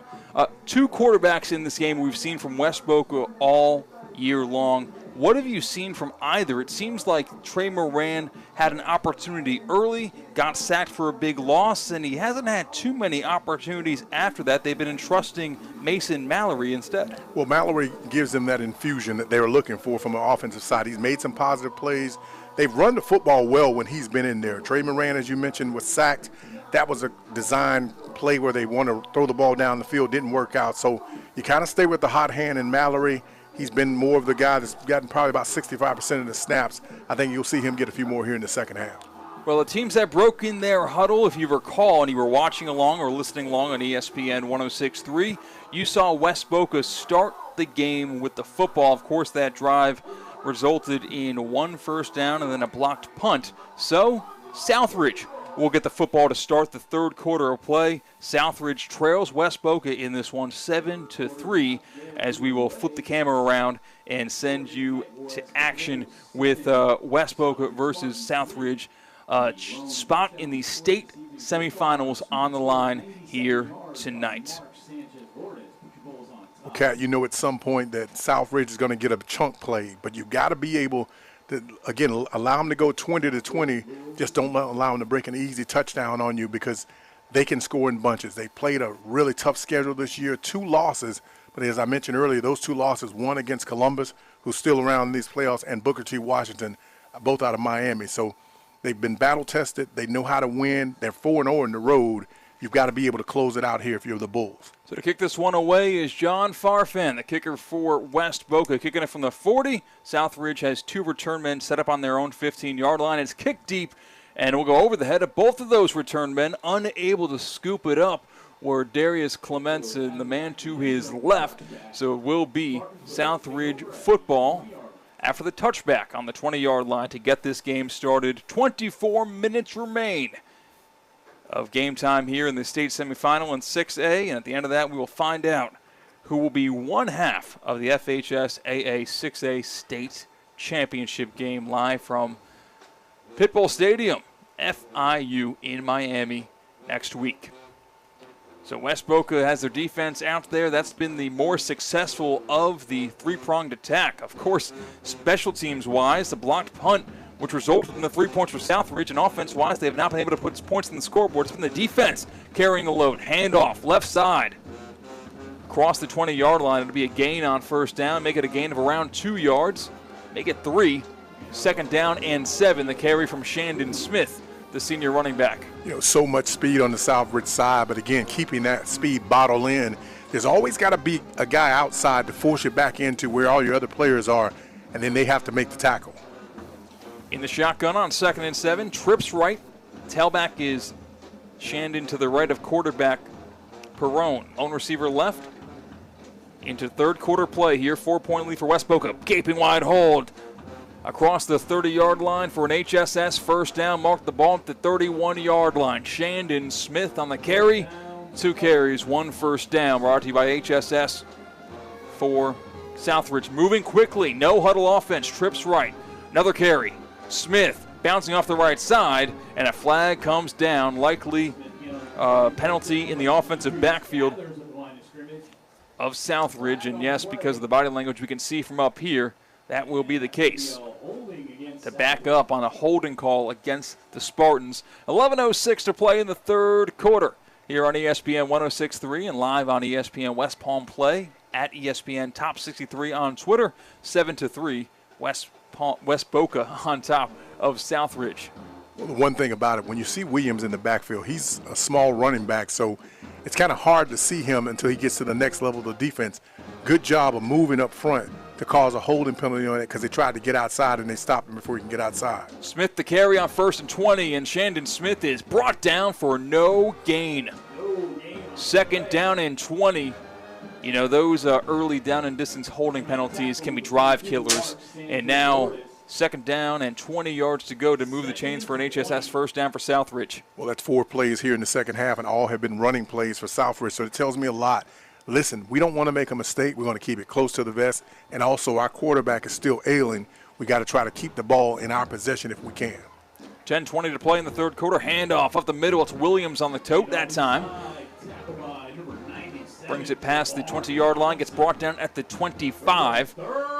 Makes third down and long, at least a hair bit more manageable. Third down and 15.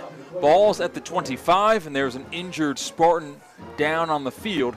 And we will take a break here live on ESPN 106.3. You are watching and listening to the 2024 FHSAA Football State Semifinals in 6A on ESPN 106.3. Habitat for Humanity of Greater Palm Beach County invites you to rediscover the Restores. Donate your new and gently used items or shop for great deals up to 60% off every day. Sales of donated items help Habitat for Humanity partner with local families to build and repair safe and affordable homes in our community. They are now offering easy online scheduling and faster pickup times. Schedule today with any of their 5 locations or visit habitatgreaterpbc.org to learn more. That's habitatgreaterpbc.org. ESPN West Palm is highlighting the best performance of the week, presented by Baptist Health Orthopedic Care. Every week, a different team will be featured across ESPN 106.3 and ESPN West Palm Play. The winning performance receives $500, courtesy of Baptist Health Orthopedic Care. Do you know a team, player, or school with a killer performance? Nominate them by emailing highschool@espnwestpalm.com. Baptist Health Orthopedic Care. Go where the pros go. Third quarter of this one, Southridge with the football, go right down the right sideline, incomplete, too wide for the intended target that time of Southridge as Perrone was trying to connect with James Gatewood. The senior had no chance that time on the sideline. It was out of bounds, and it will be 4th down and 15 now for Southridge as they punt this one away. On the field to boot it, it's Spencer Voss, the defensive end, defensive tackle, and punter for the Spartans. Under 10 to play in the third quarter. West Boca getting the football back, barring a successful fake, leads 7-3. Dylan Potts is starting off just the way I wanted in the second half. We should be in the plus side if this punt goes right, because our defense did their job. Got a holding penalty there and also made the tackle. West Boca sends the house, but they don't punt it. It's a high, short punt that bounces at the 47 and bounces over the 50, takes a roll for the Spartans to the 44-yard line, as Southridge does not get a first down. No, they got one first down. They got backed up by a holding call to give the football back to West Boca, unable to recover from that 1st and 20 set of downs. So West Boca gets the football back. We'll see which quarterback gets the nod for the Bulls. And, West Boca's really rolled so far throughout their season. A couple of close games here and there, but they are without a 5-star or 4-star, I forget which, but dynamic running back Javian Mallory all postseason. Haven't missed him necessarily, at least in the win-loss record yet. I'm sure they would love to have him here tonight or even for a state championship game. It's Lockhart rather in the backfield. Moran, that quarterback, fires it across the middle of the field. Got a man open, caught at the 30-yard line, and brought down at the 25. First down, West Boca. A big catch and conversion from Jordan Walters, and Jordan Walters gets a big gain for the HSS first down. I'm thinking to myself, when are they going to take advantage of this field position? Because they've had pretty good field position all night, have the Bulls, and on that play, listen, we're going to do something. We're going away from tendency. Like I said, throw the ball on first down. They've been running it. Get away from that. Let's try to get the ball and get some separation from this Southridge team. Trey Moran can sling it. Stacked receivers on the left. It's a handoff to Lockhart off the left tackle, directing traffic with his left arm, fighting forward past the 20 to the 18-yard line. It's a gain of 7 on 1st and 10, setting up 2nd down and 3. Lockhart, like a train on the track, as you mentioned, putting his arm on his offensive lineman and just kind of riding him in there, and that's what you have to do. Put 2 hands on it, hold on to the football, and let's try to get points out of this drive. So 2nd down and 3 for West Boca, looking for their first points scored offensively. The 7 you see on the scoreboard is a 97-yard scoop and score by the defense of West Boca. Had a chance at the end of the first half. It's a handoff, left side, breaking through the hole, falling forward to the 10-yard line. It is an HSS first down, but there is a flag thrown from the back judge.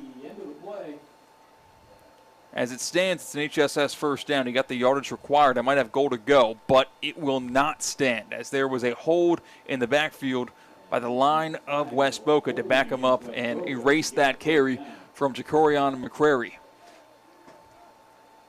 But you can see the difference, Kat, here in the second half. They are moving the ball on the offensive side. Again, getting a lot of push from this offensive line, and that's what you have to continue to do. Lean on them. That's what got you here if you're Dylan Potts. So 2nd down, and they move the football to the 25. So simple 2nd and 10. In the shotgun, Moran brings the man in motion from the right side, wide out, steps up, fires it left sideline. McCrary catches it, stays in bounds. 10-5, knocked out of bounds, and stayed in bounds, knocked inside the 5. It's 1st and goal for West Boca. They go to McCrary again, first in the handoff, and that one kind of a route out of the backfield. 1st and goal, West Boca Bulls. Get McCrary in space again. They're doing now, the West Boca Bulls, are doing what Southridge did in the first half, making guys miss tackles and trying to extend this defense. And that's what you have to do. Split your guys out, get it to your playmakers, and try to make plays. Playmakers, plenty for the West Boca Bulls. 7:50 to play in the 3rd quarter. Handoff, Lockhart, following his blockers, won't find the end zone. Gets close, however. It'll be 2nd and goal. And they'll spot the football at the 3-yard line. So 2nd and goal from the 3. Talk about how many different options there are for the West Boca Bulls. Talking about how Mallory is out. He's not dressed for this game. Lockhart, who just got that carry. Moran carries the ball a bunch. The 4th leading carrier for West Boca is McCrary. And we're talking about the receiving end. He's the 3rd highest receiving target, the sophomore McCrary, and he's getting some play here. About 7 minutes to play in the 3rd quarter. Receiver split out wide. To the right is Hannaford. And this play is going to be blown dead. Timeout. Going to be called with 7:01 to play in the 3rd quarter. It was an offensive timeout before this 2nd and goal snap here on ESPN 106.3. My name is Christian Cat on the call alongside the coach, Jimmy Bell. The Florida High School Athletic Association recognizes its corporate partners who help make the FHSAA football championships possible. Team IP, the official merchandising company of the FHSAA, Gatorade Thirst Quencher, Max Preps, official scores and statistics of the FHSAA, GoFan, official online ticket provider of the FHSAA, Herf Jones, the official championship ring partner of the FHSAA, the NFHS Network, the official online partner of the FHSAA, and Wilson, provider of the official game ball for the 2024 FHSAA Football Championships. Here live on ESPN West Palm, 7 minutes to play in the third quarter. Here's second and goal from the 3. Trey Moran in the shotgun's got Lockhart to his right, and it's a design quarterback run up the middle, trying to push his way forward. Gets close, no signal yet, and they do signal him down short. Third and goal from the inch-yard line. It's so close for West Boca, but no cigar quite yet. Well, you're Dylan Potts. You know it's 4-down territory, so the thing about it is all you have to do is get the ball over that white line. Just extend the ball out, put my quarterback under the center right now, and just try to get a push there, kind of like that old Philadelphia play, the tush push, if you will. Just try to get in the end zone. Moran still on a quarterback. Jumbo set, one receiver close to the line to the left side. Play action pass. Moran pump fakes, rolls to his right, tucks it, trying to find the end zone. He will! West Boca! Touchdown, Bulls!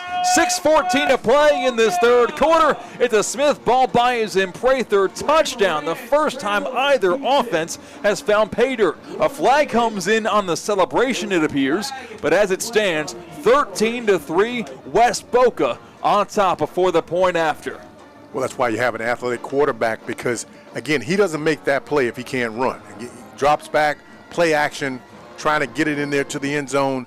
A defender comes, and he makes a miss at the point of attack and gets out to the right side for a touchdown.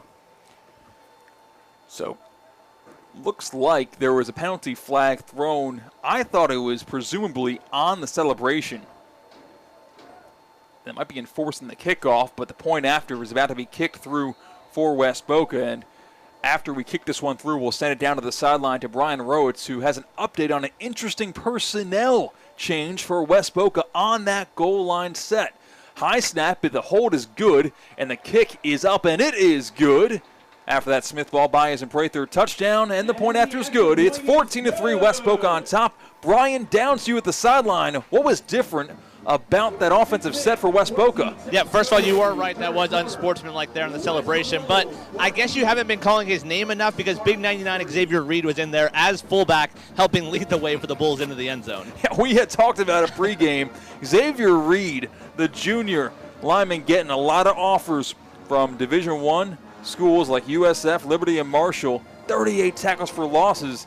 And this time he helps out West Boca on offense. Brian, if you could stick with me here down live from the sideline, what did you see about that West Boca offensive drive that was so successful that you didn't see in the first half? Well, I think those receivers were making plays, and it's funny, on that play that set up first and goal, he made the big play, goes to the sideline, the first guy there to greet him, receivers coach Jacoby Ford, the Clemson legend, former Raider, former Jet, and honestly, he looked like Jacoby Ford on that. So I think if these receivers can make some plays, that might be all West Boca needs to win this game. You know, that's what we saw in the first quarter from the other sideline. Right. Southridge's receivers were so athletic and giving trouble to the second level of West Boca. And how about them apples from the West Boca offense giving a taste of their own medicine to the defense of Southridge? Thank you, Brian. Well, I would say real quickly, West Boca took those plays and turned it into 7, though. That's something Southridge couldn't do in the first half. That's a great point. If you're just tuning into us now, live on X, Facebook, and YouTube, or on ESPN 106.3, the FM dial, ESPN app, on your smart speaker, the only score of the game until that touchdown run from Moran was a 97-yard scoop and score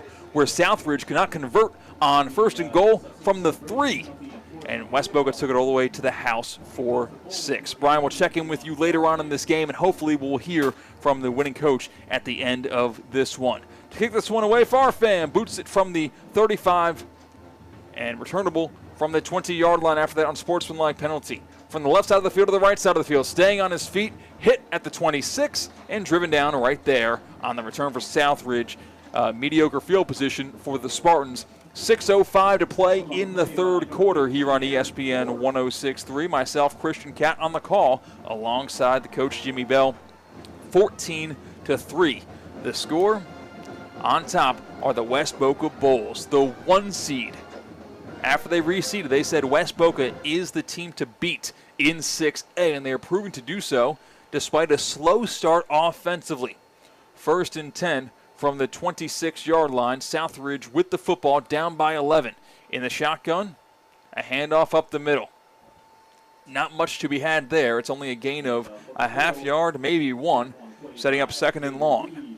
And Kat, so far that's been the difference. The ability of West Boca to get this Southridge offense off the field, because they can score. They've got a lot of athletes, but you got to tackle them and make sure that they don't get those, run after catch in terms of making big plays for their offense. 2 receivers to the right, 2 receivers to the left of quarterback James Perrone. Takes a snap, fires it across the middle, got a man. It's caught at the 41-yard line, finding the seam, the soft spot of that zone defense from West Boca. That time was Samuel Coleman. And Coleman, who we normally see more so on defense for Southridge, makes that catch on offense for an HSS first down. Ball at the 42-yard line after they move the chains. 1st and 10. Southridge moving quickly, no huddle. It's a play-action pass. Screen caught at the line of scrimmage. But a great piece of tackling on the edge that time by West Boca. The tackle was made by the man who made the biggest play of the game, Mark Lordius. Lordius scoop and score for 97 yards that time. Made a tackle on the edge. A one-on-one tackle made that turned what ended up being a 3-yard gain. If he breaks that tackle, he might be still running for 6. He was all by himself, Lordius was, on the sideline. Handoff, right side, bouncing it outside. Across the 40 and wrapped up and brought down. Aaron Ford on the tackle. Plenty of space out there on the carry to Darius Jones, but Ford closed the distance, angle of pursuit, made the tackle around the hips, and there was a flag on the play. That's what you have to do as a defense. You can't just rely on safeties to make plays or linemen. You got to come up from the secondary as cornerbacks and make tackles. The winner of this game, just to give you an idea, they play the winner of Osceola out of Kissimmee and Gainesville Buchholz. Buchholz beat Newman earlier in the year 14-7, so I'm sure that's going to be a pretty good game up there in Central Florida as well. Ball at the 40. It's a loss on that play. 3rd down and 12. Line of gain is the 48. Past midfield. 2 men are in motion for Southridge. They both set up on the left side. Trips left. 2 receivers right. The ball's on the right hash mark, and we're going to have a flag thrown before the ball is snapped. What did you see there, Coach? Delay of game. Again, they're confused from the Southridge side. Again, you see 2 guys moving. They never got set. You can see the official counting it down. I mean, starts at 10. He goes all the way down to 0, and they're just a little confused and thrown off by what they're doing on the side of West Boca defensively. Yeah, you can kind of tell some confusion, unsure were the skill players of Southridge that time, kind of looking at their quarterback, not exactly confident in what they're doing. A timeout is called after that delay of game. For the latest official news about Florida high school sports, including results of all rounds in the 2024 FHSAA football championships, visit FHSAA.com, the official website of the Florida High School Athletic Association. That's www.fhsaa.com. Catch live and on-demand postseason coverage of Florida high school sports at www.nfhsnetwork.com. Brought to you by the NFHS Network, the official online partner of the FHSAA. But here, live on ESPN 106.3, ESPN West Palm Play, at ESPN Top 63 on Twitter, and we're also live on Twitter at ESPN West Palm. It's 4:12 remaining in the third quarter. West Boca on top, 14-3. Southridge has the football, 3rd down and 12. Actually, they call timeout before the delay of game. That one's thrown out of bounds on 3rd and 12. Incomplete. 4th down from the 40-yard line. Now coming up for Southridge, and you can just see from the quarterback of Southridge, Perrone, hand on his hips, kind of walking with a hitch in his giddy-up. Ever since that first quarter hit laid down by Xavier Reed, a big dude at that, the junior pass rusher for West Boca, Perrone just has not been the same quarterback that we've seen day in and day out with the Southridge attack. Anytime you have an injury to your legs, if you're a quarterback, what happens is that you can't step through that throw. So the same emphasis that he put on those throws early in the first quarter, he can't do it now. Got hit big on the sideline here. Had he thrown the ball a little sooner, probably would have been a 15-yard penalty. Ball booted away on the punt. Bounces at the 36 and not returnable as the Spartans will surround it. And West Boca will start with the football on their own 33-yard line. 3:56 to play in the third quarter. West Boca leads this one 14-3. Live on ESPN 106.3. Thank you so much for joining us live on YouTube, Twitter, Facebook, and on the radio dial. First and 10 from the 33-yard line for West Boca. Mason Mallory in at quarterback for West Boca, despite the fact Trey Moran led the touchdown drive just before. And as we talked pregame, this is no really change of pace. West Boca's been doing this all year long. Moran hands it off Lockhart left side, directing traffic again with his hand on the backs of his offensive lineman, and he gets free for a 4-yard gain on first and 10. Well, all they want to do is run the air out the ball anyway. That's what West Boca does, and they want to win the game on the line of scrimmage. They've done that on the defensive side, made plays in the backfield, stopped this Southridge offense from running the ball, and now they're starting to do it on the offensive line as well, and that's the mark of this Bull football team, and that's what they want to do. 2 scores in this game. 1 Trey Moran quarterback scramble for 6 and a 97-yard scoop and score touchdown return from Mark Lordius. 2 receivers to the left, a handoff Lockhart up the middle. Gets close to the first down yardage. He'll get the generous spot and move the chains for an HSS first down. At least that's what the near official, who might have had a worse angle on the play, spots him.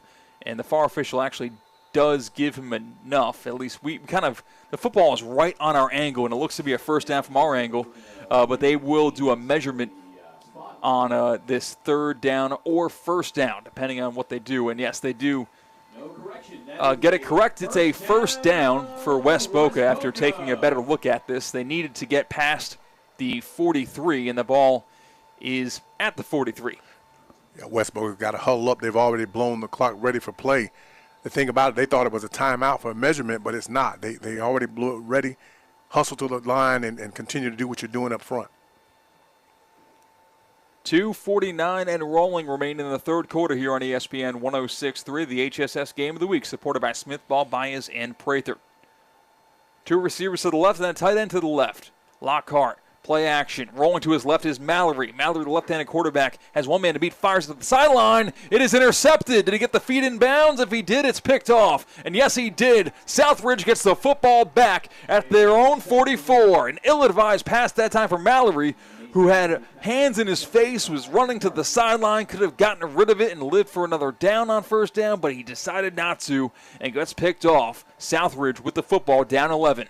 You got to love it, though. Dylan Potts grabs him, pats him on the head, said, look, young man, I understand what you were trying to do. You got to throw it to the ground, though. You got to put it down where he can't get it. Great job there by the Southridge defender to make that interception on the sideline. So here comes James Perrone and the Southridge offense back onto the field. Again, this is a James Perrone who he tried to jog out there and really couldn't. It really is a noticeable limp from the quarterback of Southridge, but he's gutting it out and wants to lead a improbable comeback for his Spartans. Trips left, lone receiver right for Perrone. Fakes the handoff. It's a reverse, other direction, across the 35. It's a double pass, firing it. It's going to be, does it cut out of the 40? No, it's incomplete. Pleading his case is James Gatewood on the reverse and receiver pass. After the quick change, is oftentimes when you see a shot play, a trick play to try to catch the defense off guard. And you know, the play was there to be made, maybe not for a touchdown, but for a big gain on first and 10, but just a couple inches away from an HSS first down for Southridge. Instead, it's 2nd and 10. Well, you got penetration from the defense, which forced that throw a little bit early, so it was an errant throw. Had it been on the money, it would have been 6 the other way. Yeah, unable to step into the throw that time, which allowed it to be too short. Gatewood jumped back forward, but it hit the ground first. 2:23 to play in the third quarter, 2nd and 10 for Southridge. 2 receivers on either side. Handoff up the middle. Smith gets swallowed up for no gain or a loss. Nothing there that time. It's collapsing through once again. We saw him on offense being the leading block for the first offensive touchdown of the night for West Boca. That time on defense, where we're used to calling his name. Xavier Reed on the tackle for no gain. Yeah, Big Reed is shaking his head like, yeah, baby, all night long. I'm not going anywhere. you keep running up the middle, I'm going to stop it every time. They've done a great job, had the West Boca Bulls, of stopping this run with the front four. Ball's at the 46. In the shotgun, Perone, heavy pressure, fires across the middle of the field, deflected up, and incomplete. About 4 different players had a chance at it. 3 of them were West Boca Bulls, one of which who had the best chance on it after the deflection was James Gatewood. But again, he's just maybe a foot away, a couple inches away from a miraculous catch on the deflection, but instead, incomplete pass. It's 4th and 10 coming up for Southridge. Yeah, Cat, I beg to differ. They put that right on him. He's got to catch that one. That's why he played DB, though. That's why he don't play wide receiver. They put it right on him. And again, you got to catch that, make a sudden change for your defense, but now you got to try to make a play. Well, they're going to punt here on 4th down, but just a great job by West Boca of adjusting. Voss to punt it away, and yes, West Boca defense forces a 3-and-out after the turnover. A great job by that side of the football to pick up their quarterback after the ill-advised throw, and the junior quarterback Mason Mallory is happy with that result from his defense. The punt rolls to the 9-yard line. It's unreturnable. So the West Boca Bulls offense will set up at their own 9. 1:31 to play in the third quarter. West Boca with the football back, and West Boca leads by 11. And we talked about it. West Boca is going to want to run the football here. They are. It's a 2-possession game. They want to keep it that way, and they want to see if they can maybe only give Southridge the football back one more time tonight. And with the ground game that West Boca has had all season long, that's within the realm of possibility. It is, and they do it. They do a great job because they keep an extra guy in the block, and they just pound you up front. Handoff up the middle. That time Southridge does a good job. Stops West Boca for only a gain of 1. It'll be 2nd and 9. You know, you mentioned, I think Brian mentioned earlier, a guy on the sideline, Jacoby Ford, played at Newman. I remember coaching against him. He was one of the fastest in the country. Went to Clemson, I remember, after he left Newman. I think he went to JUCO first, and then he ran the opening kickoff back for the Clemson Tigers, 100-plus yards, one of the fastest guys to ever come out of Palm Beach County. 2nd and 9. The ball's at the 9-yard line. The original line of scrimmage was the 8. Handoff, left side, McCrary gets it to the around 14-yard line. Gain of 5, setting up a much more manageable 3rd down coming up. 3rd down and about a long 3, a short 4. You know, Cat, and I mentioned that because I know he's on the sideline. He wants to chunk it all over the field because I remember trying to guard him and, you know, having enough guys to cover him. But he understands the assignment, and that's one thing you've seen over the years from West Boca. They buy into the program. They buy into what they're doing as a program, and that's why they've had so much success. 2 receivers to the left. Tailback next to Trey Moran. It's a design quarterback run off the left side with the extra blocker. Fighting forward. Gets to right around the 20-yard line, and that's enough for an HSS 1st down. Move the chain for West Boca. 2 yards and a cloud of dust as methodically West Boca looks to control the clock, and we will head to the 4th quarter of action.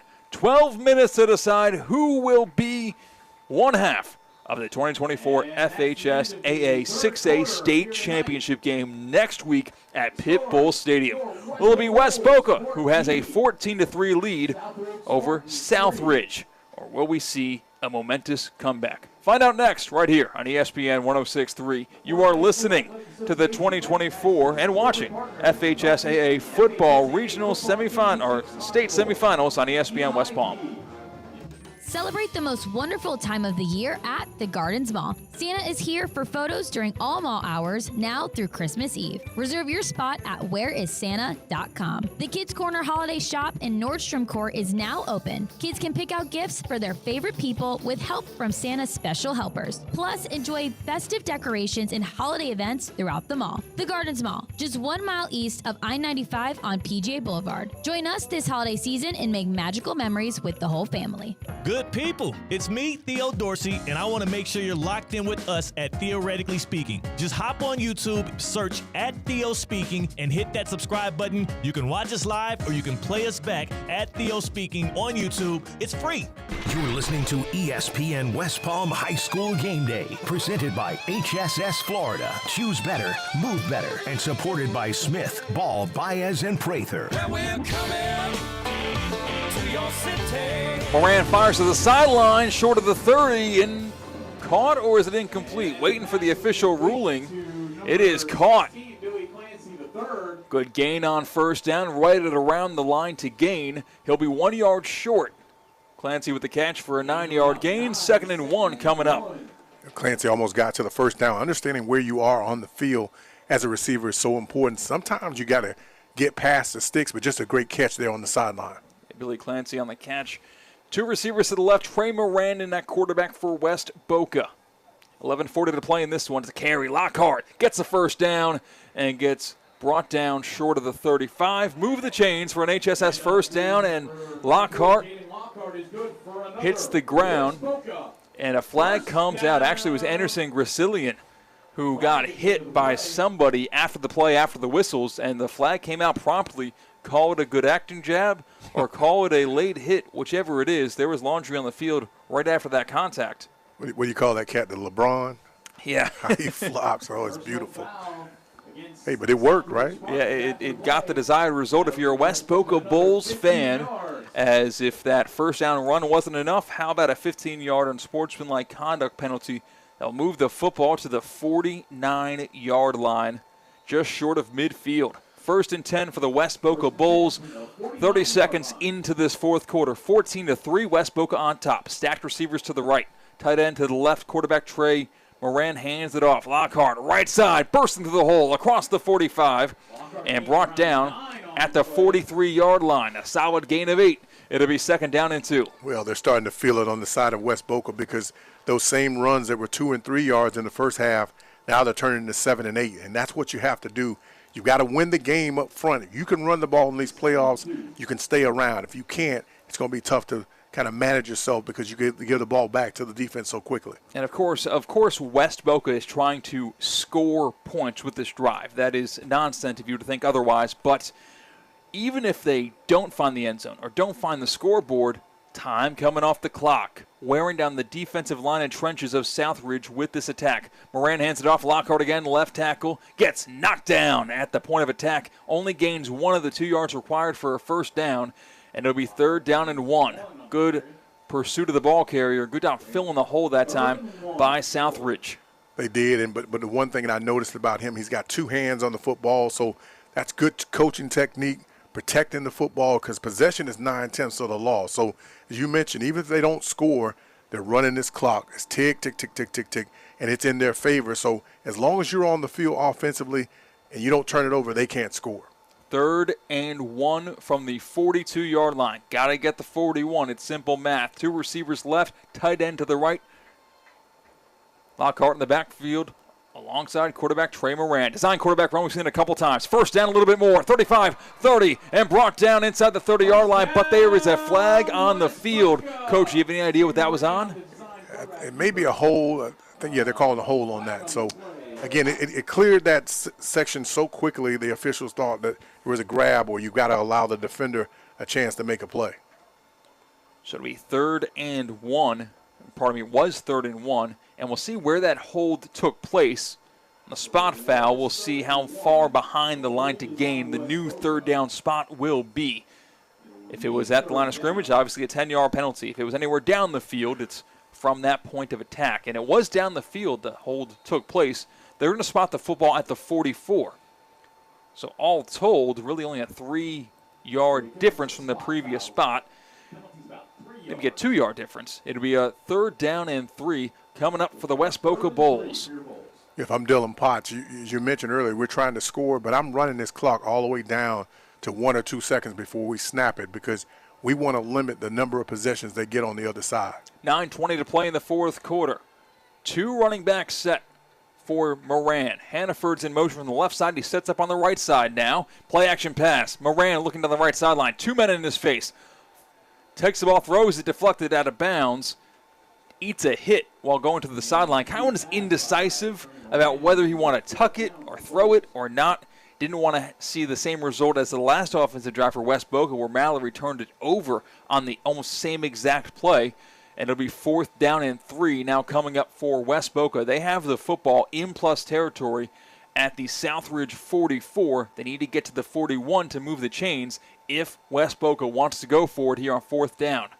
What do you try to draw him offside here instead of going for it? You know, your punter is your quarterback in the game right now, so the options are kind of endless, and it looks like West Boca is going to either run a play or, as you mentioned, try to draw Southridge off sides. 4th and 3. 9:05 to play, or 9:06 actually, after the incomplete pass. 9:06 to play in the fourth quarter. Moran with 2 receivers right. Hands it off. Lockhart in the backfield. Sidesteps. Stretch forward. Oh, it is so close. I think he got it. Lockhart had to do a lot of dance moves in the backfield to get free of tacklers who were in the backfield. He gets the first down. Move the chains for West Boca. It looked bleak quick that time for the Bulls, but Lockhart made something out of nothing.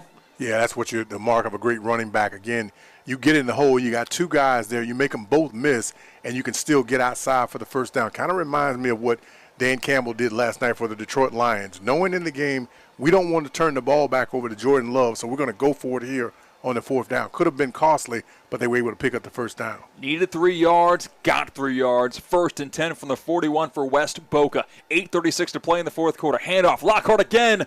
Big hole, 30, 25, sideline, brought out of bounds inside the red zone. A big gain and an HSS first down for the West Boca Bulls. Yeah, I'm telling Lockhart there, once you get to the sideline, don't go out of bounds. The clock will keep running. Just fall down in bounds, if you will. Protect the football, put it in the outside arm, and then when you know those guys are going to try to pull it out just to protect yourself. The fact that it's a 2-possession game has you thinking about the clock this early. Normally you hear clock conversation when you get inside 4 minutes when it's a 1-possession game, but Southridge needs to find the end zone twice, or at least find the scoreboard twice. It is 14-3. West Boca on top of Southridge. 1st and 10 at the 19-yard line in plus territory for West Boca. Moran takes a snap, hands it off. Lockhart gets wrapped up in the backfield. Loss of 1 on 1st and 10. It'll be 2nd down and 11. Ball at the 20-yard line. Good penetration that time from the Spartan D. Yeah, they had to make a play there, did the Spartans. And again, you start to put extra guys around the line of scrimmage, especially on 1st down, because you know all they want to do here on the West Boca side is run the football. So you're right, they did a great job there, but just keep letting that clock run because the clock is in your favor. Ball at the 20. Line to gain is the 9. West Boca with the football and the 11-point lead. Under 8 minutes now to play in the 4th and final period of regulation. Moran directing traffic. A little bit of movement from the Bulls. Get set. Looking to pass. Moran steps up in the pocket. It collapses, and he is sacked. Brought down at the 25-yard line. Southridge gets home that time. One of the men there was Cameron Wilson. I mentioned before about how much of a game changer Wilson is for the Spartans. Wilson's got offers from FAU, Illinois, Syracuse, and more. 8 tackles per game, 15 sacks coming into this game. Welcome to number 16 for Wilson. Setting up West Boca way behind the sticks. They're at the 26-yard line. Line to gain is the 9. So it is 3rd down and 17. You throwing the football here, Coach, with under 7 to play? No, not at all, and I'm glad he didn't throw it on that other down because then that would have stopped the clock. Just run it. They look to pass. Moran rolling to his right. Pressure. Having some trouble. Passes it out of bounds. Incomplete. He was getting wrapped up for the sack, but I think against what your judgment would be, stops the clock. That yardage doesn't matter too much unless you think about attempting a field goal here. The ball was snapped from the 26, so make it about a 43-yard field goal if they do attempt to kick it. So you would either lost 6 yards to keep the clock moving, or you get those 6 yards back and stop the clock. And we've been discussing it all fourth quarter long. The clock is really kind of what matters now. Yeah, it really does. And, again, I know I'm going for it if I'm Coach Potts on this 4th down. So I'm not going to kick a field goal. At least I wouldn't, unless we know we can protect our kicker and make sure he gets it off, because that block and taking it back for a touchdown is always a possibility. Timeout called before this 4th and 17 here on ESPN 106.3. I'm Christian Cat on the call. We'll take a brief moment to remind you a message from the FHSAA. Football fans, the best games are yet to be played. In fact, we got one more, state championship in 6A. Make plans to attend the 2024 Florida High School Football State Championship games. The intense action takes place December 6th for rural class at the range at H.G. Moore Stadium, and December 11th through 14th for classes 1A through 7A at Pitbull Stadium at Florida International University in Miami. Come out and watch the best in Florida high school football play. Visit the FHSAA website at FHSAA.com for more information. And after this big fourth down play, we will head down to the sideline and hear what Brian Rowitz has to say, some developing information from the sideline. So it looks like an offensive formation is on the field for West Boca. It's 4th and 17. Loading up the right side, and they're going to look to pass and get the first down here. Ram fires it. It's going to be caught at the 14. It's not nearly enough to move the chains. Instead, it's a turnover on downs, a solid gain if it wasn't 4th and 17. So Southridge gets the football back with 6:41 to play in the fourth quarter. 14-3 the score. West Boca on top. Brian, let's head down to you as you've got some developing information. Yeah, I was going to say, seeing the West Boca demeanor, Coach Bell talked about them being like Dan Campbell. After that fourth down conversion, that's the most excitement I've seen from the West Boca offense the entire game. Clapping, dancing. So the fact that Coach Potts believes in them definitely impacts this entire sideline. Thank you, Brian. We will hear from you later on in the game and post-game here on ESPN 106.3's coverage. High School Game Day presented by HSS and supported by Smith, Ball, Baez, and Prather. 1st and 10. Southridge has the football. As Perone drops back to pass, they need to score twice if they want to win this game. It's going to be caught at the 40-yard line. Throws it deep across the middle of the field, and the catch is made that time by the Spartan target, Darius Clements. And, Clements has got to be careful. He was so excited about the play, he made a big gain of 30-plus yards that he threw the football with a little bit of mustard behind it to the official who was coming to take it. But a no-huddle offense now for Southridge. 1st and 10 from the 44. Perone fires it right side. It's nearly intercepted. Soaring under that ball was Damon Allen. Cornerback nearly made the catch, but it falls harmlessly incomplete. It's 2nd and 10 from the 44. The clock does stop, which helps Southridge. 6:21 to play in the fourth quarter. It's 14-3, the lead for the West Boca Bulls. We're going to take a break. You are watching and listening to the 2024 FHSAA Football State Semis. 6A, live on ESPN 106.3. Shaw Sports Turf is a world-class artificial athletic field provider for every level of play with over 3,500 installations in North America. They are more than just fields. They are centerpieces and rallying points for schools and communities. Shaw Sports Turf is proud to be the turf provider for Tropicana Field and the Tampa Bay Rays, as well as the Miami Marlins. Shaw was also the turf provider for the Cincinnati Bengals and the Manning Passing Academy. Follow Shaw Sports Turf on social media or visit shawsportsturf.com for more. Anajar and Levine. Call 1-800-747-FREE. That's 1-800-747-3733. ESPN 106.3. WUUB Jupiter, a Good Karma Brands radio station. 2nd and 10 for Southridge. They have the football down by 11. West Boca on defense leading 14-3. 6:21 to play in the fourth quarter. Handoff left side. And the carry is for around 3 yards that time from Shandon Smith. Smith gets brought down inbounds. That clock is going to roll. Under 6 minutes to play in the fourth quarter before this ball is snapped as Perone looks to the sideline and is trying to hurry this play up to the line halfway through the fourth quarter. I'm Dylan Potts. I'm clapping. I'm saying thank you. Run the ball. That's what I want you to do. You get 3 yards on that, but it takes about 25, 30 seconds in order for you to get your offense back to the line of scrimmage. Time that Southridge doesn't have. They run the football again. Smith up the middle, gets positive yardage, does not get the first down, and the clock continues to roll. This ball will be snapped with around 5:20 to play in the fourth quarter if Southridge is lucky. Well, they think they're down by 1 possession. They're actually down by 2. So, again, all that time that they're losing right there, even if they threw the ball down, it was incomplete, at least you're stopping the clock. 4th down and 3 now. Southridge needs this one here if they want to come back in the football game. Feels like the game's on the line. 4th and 3. Got to get to the 44.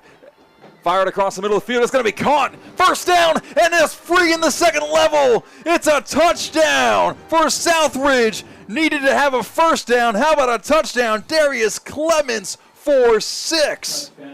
Yeah, he willed this offense, put him on his back. Again, 2 guys hit him at the point of attack on that quick post pattern there, but again, they missed the tackle. That's the thing that the Bulls have been doing here in the second half, making those tackles. They missed that one and get it on the other side. They get a huge touchdown. You know, Clemens has been close a couple times in this game for making a game-breaking play. Yep. He did right there. They had to have the first down, as I mentioned before, with how much time was on the clock. And they got that and more. 46-yard catch, run, touchdown Spartans here on ESPN 106.3. 5:05 to play in the fourth quarter, and going for two are the Southridge Spartans because they want to make this a field goal game. Southridge made a field goal to open up scoring in this one after a block punt. Jumbo set up the middle goes the Wildcat quarterback, but it will not count. Timeout is called, or at least a whistle is blown before the ball is snapped. We have a false start called against Southridge, and that's a pre-snap penalty you simply cannot have. The 5 yards you lose there, the closer you get to the end zone, the more those yards matter. And that makes what normally is kind of a coin flip play on your two-point conversions less of a likely conversion here. About a 7.5-yard goal-to-goal situation on the two-point conversion. 5:05 remaining in the fourth quarter. A two-point conversion on the way after that. 46 yards, Smith ball Baez and Prather, Darius Clements, touchdown catch. So now back goes a normal offensive set for the Spartans. They want this one here. As Perone and the shotguns got trips receivers bumbled up close to the line to the right side, lone receiver to the left. Perone takes a snap, looking right. Pressure, fires it, end zone, got a man wide open. It's good. They convert the two-point conversion from 7.5 yards out, and it's a field goal game. 14-11. West Boca leads with 5:05 to play in the fourth quarter. You know, that's why the Spartans are never out, because they can score so quickly. Again, their ability to stretch the field with these receivers is almost unseen in Palm Beach County other than Palm Beach Central and Atlantic. They do it, and they do it in bunches. And so that's why you run the ball if you're Dylan Potts. They tried to get it down and score on that last drive. Did a good job of backing them up, but they went 90-plus yards, or at least 87 yards on that drive for a quick touchdown. So now you have pretty much what your four-minute offense on the field for West Boca. And what do I mean by that? That means you do not want Southridge to touch the football again in this game. I talked about it a couple of series ago that West Boca is kind of operating as if they only want Southridge to touch it one more time. They have the opportunity to do that if they can run the football effectively, chew up the clock, and gain positive yardage with that oh-so-reliable ground game we've seen all season long that have led to an undefeated regular season and postseason so far. The ball's kicked away, but there is going to be a false start called against the kick team of Southridge to back them up and re-kick this football. Well, that's a positive thing, because if they don't kick it in the end zone, if you get a return, it's going to run sometime. So that's a good thing. It's all about the clock right now. I'm Dylan Potts. I'm going to get my offense up to the line of scrimmage. I've got to change the snap count because you know they're going to be coming quickly. So sometimes if you run it on two, you can get those defenders up front to jump. But you want to, as you mentioned, you want to keep the ball out of the hands of this Southridge offense. So kicking from the 35, dynamic return game of West Boca Raton. Of course, Kyle Andrews averages over 30 yards per return. It's going to be kicked deep. Andrews certainly returnable as he recovers it at the 19, across the 25. Slips short of the 30-yard line, and some time comes off the clock, as you mentioned. 4:58 to play in regulation of this one. It's 14-11. West Boca with the lead and with the football, trying to hold the football to the end of this game. Well, and that's what you really want at this point if you're Dylan Potts. Your offense is your best weapon right now. Hold on to the football, run the ball, and there may be an occasion here and there you may have to throw the ball, but try to run the football. You know they're going to run blitz on the early down, so you got to make sure that you get your run fits. Don't get a holding call to put yourself in a long yardage situation. We're going to mark that football at the 28. 1st and 10 West Boca. West Boca with a 3-point lead. 4:58 remaining in the fourth quarter. It's a handoff. Lockhart up the middle gets smushed. Gain of 1, if that, on 1st and 10. The clock continues to roll with 2nd and 9 coming up. Also put two hands on the football, because as guys come in, their first objective is to tackle. The next guy's going to try to pull it out, and the last thing you want is Southridge to get a short field. Even if they get the ball back, you want to force them to go the whole length of the field. Line to gain is the 38-yard line. West Boca with the football in at quarterback. I failed to mention Mason Mallory. 2 receivers to the right. Lone receiver close to the line on the left side. 2nd and 9. Mallory claps his hands, takes a snap to the left. He steps up in the pocket, fires into the flats. It is just too tall for his intended target. Unable to come down with it was Billy Clancy III. And Clancy had some space in front of him, would have been able to catch that football, maybe have gotten a first down and been down in bounds. But instead, you get the worst of both worlds. The clock stops with 4:14 to play in the fourth quarter, and it is now 3rd and 9, which normally is a passing down. What do you do here, Coach? Yeah, you got to stay aggressive because you went for the pass there, and the only reason that Mallory missed that because he had to throw it over the top of a defender who was in his path. So had he been able to make that, as you mentioned, it would have been a first down, clock still running, but now you're possibly, if you don't get it here on 3rd down, you got to get a ball back to Southridge. Massive play here. In the shotgun, Moran in at quarterback. 3rd and 9, got to get to the 38, and his play's blown dead before it begins, and it is a delay of game. Delay of game will back up the West Boca Bulls 5 yards. We saw an aggressive West Boca on 4th and 17, their previous offensive drive. Go for it there. Do you run the ball and cut your losses here? Because I think I honestly don't know what you do here, Coach. Well, I'll tell you what. You got a 4th and about, 14 yards to go? The last thing, third down. Third down, I'm sorry. The last thing you want to do is put yourself in a situation where you throw it down there and get a tip. So, yeah, you can play it safe here, maybe run a draw to try to hopefully catch him napping and get him through the next level of defense. But you don't want to throw the ball down there on the air and play. It's a counter run up the middle across the 30-yard line, fighting forward. Nice gain, makes to the 35-yard line on the draw, setting up 4th down and around 3. Ball at the 35, line to gain is the 38, and there is an injury on the field, not something you want to see in any game, let alone a game of this magnitude. So West Boca will have that injury time out and some time to think about this one. It'll be 4th down and 3. We saw last night, Thursday Night Football, Dan Campbell going for it on his own end. I believe on his own 32, kind of similar to the situation here, except that was the 3rd quarter. This is the 4th quarter. You are shaking your head and you are shooting daggers through me, Coach, about myself considering going for it on 4th and 3. What do you want to do here? You got to trust your defense. Again, Dan Campbell went for it in the 4th quarter for the field goal, but got to keep in mind, had they and Jared Goff had he been in high school or college, the ball would have been down right there because his knee went down. So fortunately for them, he was in the pros. But you punt it away. Play defense. That's what you got to lean on right now. You can't take a chance because if you don't get it here on 4th down, they got the ball in plus territory, you're in trouble. Yeah, you're about maybe even 5 yards away from field goal range. For all we know, with Southridge and their kick game, they made one already today, and they are down by 3 and would need one to tie this game up. And if Southridge gets the football back, if or when Southridge gets the football back, they might be thinking about more than just tying the game. They'll have an opportunity to tie or take the lead with a touchdown. And there's still an injury on the field. We'll take a timeout here on ESPN 106.3. You are watching and listening to the 2024 FHSAA Football State Semifinals on ESPN 106.3. I'm Darnella Felix, and when I crave buds, I crave the chicken finger dinner, and I love the mac and cheese. When that craving hits, it's time to come into Bud's to try our classic hand-breaded chicken, made fresh to order. Take 1. Come on down to Bud's Chicken and Seafood for a Binger Ficky. You said Binger Ficky. Why would I say Binger Ficky? I don't know, because it's Bud's Finger Quickie served with fries. Sounds good. Taste Buds. Taste the difference. Exciting news, West Palm Beach. X Golf is now open and ready for you.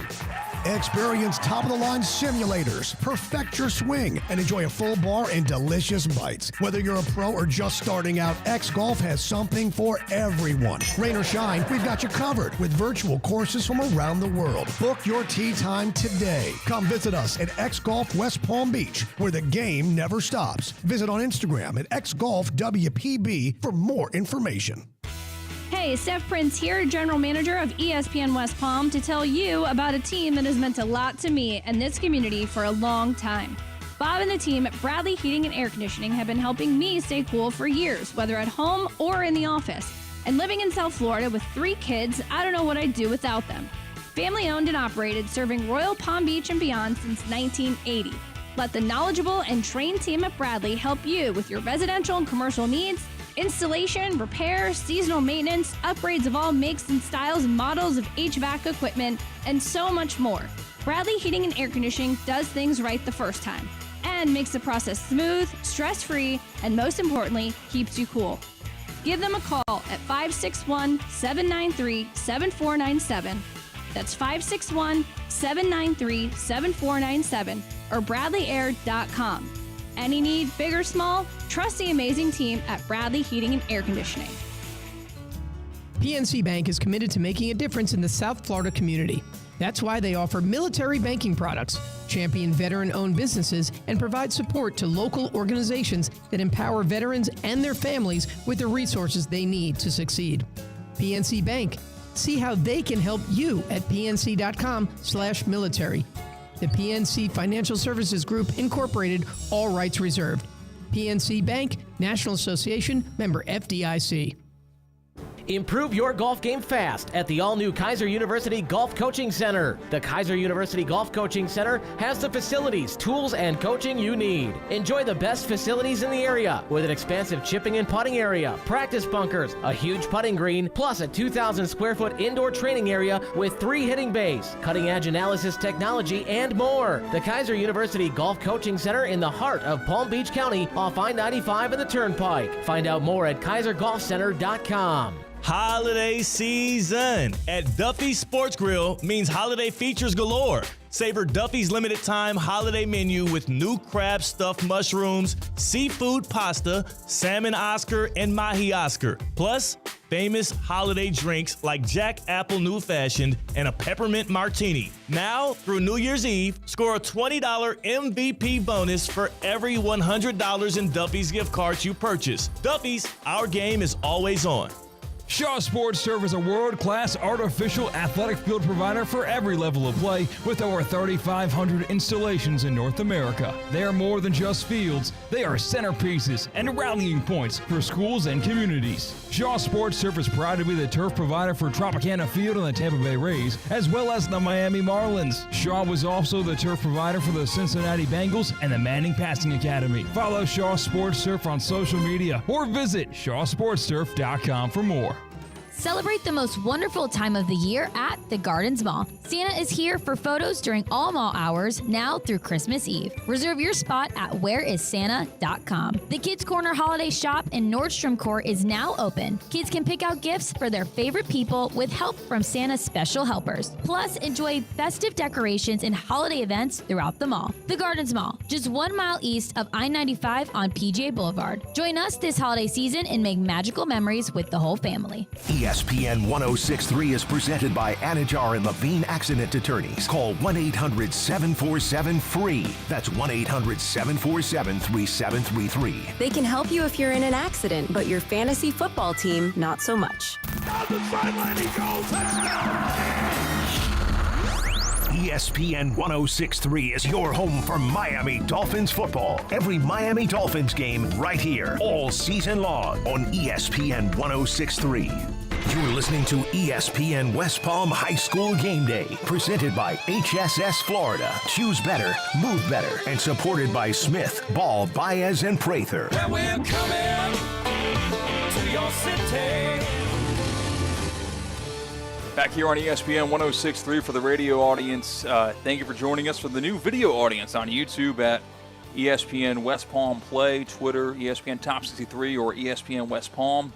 And on Facebook, ESPN West Palm. Thank you for joining us for the HSS Game of the Week, supported by Smith, Ball, Baez, and Prather. The injured player was from Southridge. It was Darius Clements, the senior receiver, who caught that touchdown that we saw about 15 minutes ago. Clements has a leg injury, and he's being carted off the field, so we wish him a speedy recovery and hope the best for Clements throughout the rest of the evening in his path forward. So obviously our thoughts are with Clements, and we have a big, what seems significant in the large scheme of things, big 4th down coming up for West Boca and they have decided to opt with Coach Jimmy Bell's solution to the 4th and 3, and the punt team is on the field. It's Moran setting up at his own 20-yard line to punt. Time on the clock, 3:59 to play in the 4th quarter.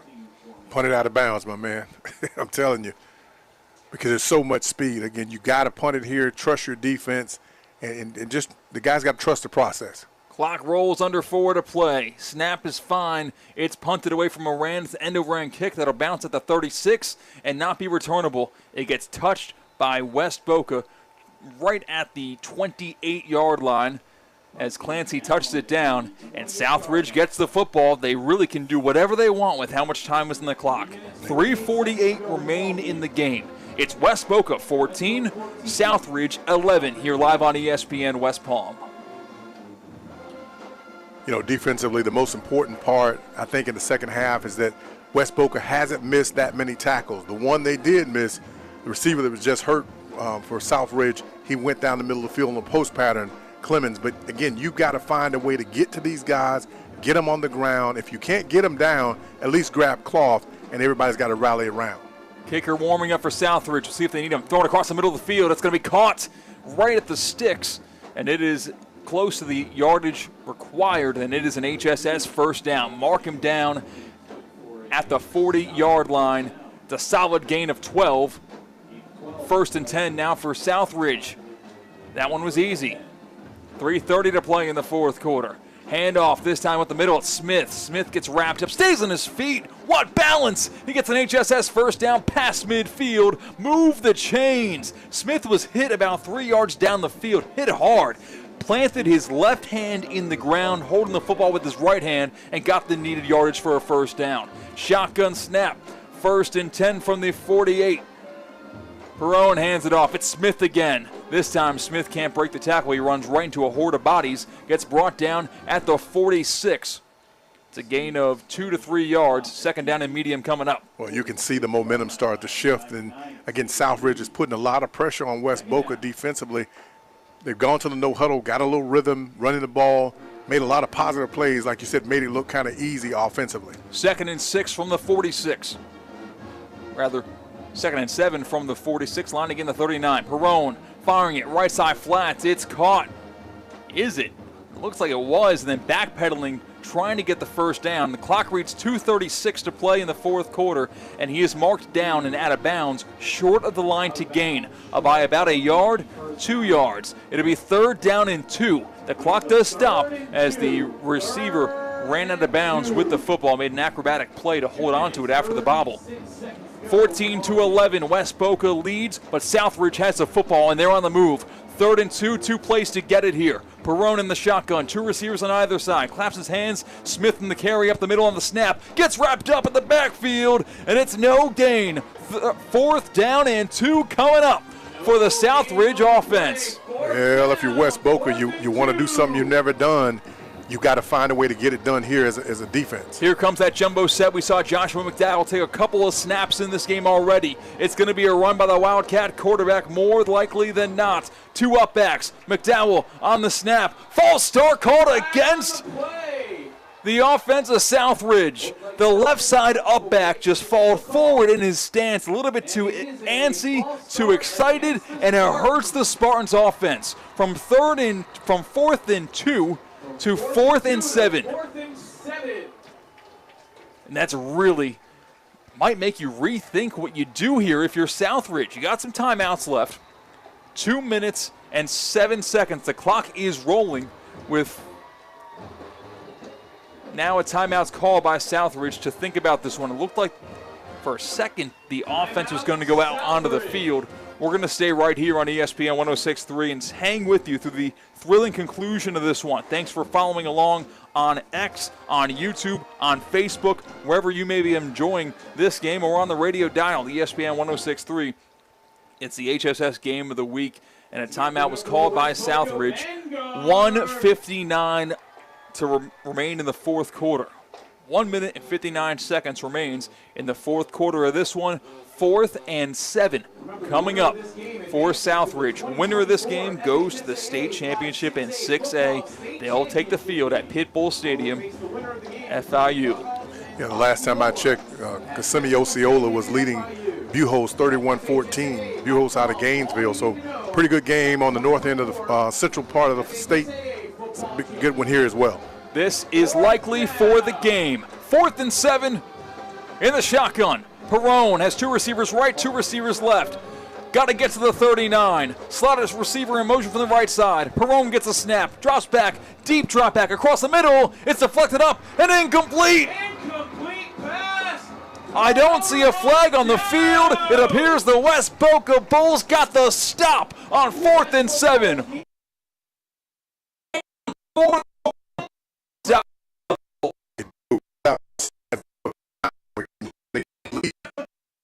Two first downs. You do that, this game is over. But you got to get able to win that run game. You don't feel hot to a big win.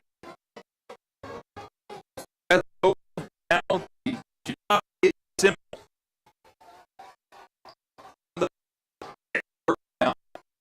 Football game. Take over the 46. So it's mathematically possible for Southridge to uniquely the possible for Southridge to get that the ball, get a first down in the football game, headed to the state championship game. They're 46 Bulls. Create can't get the run and actually penalty doing a good ball deep to Southridge. They're past the 50 and all the way up to the 39 in plus territory. That's where West Boca takes over. That's a good question. Keep it. Just run the ball for you're on. First and the middle. 7 and 8. And take back on this.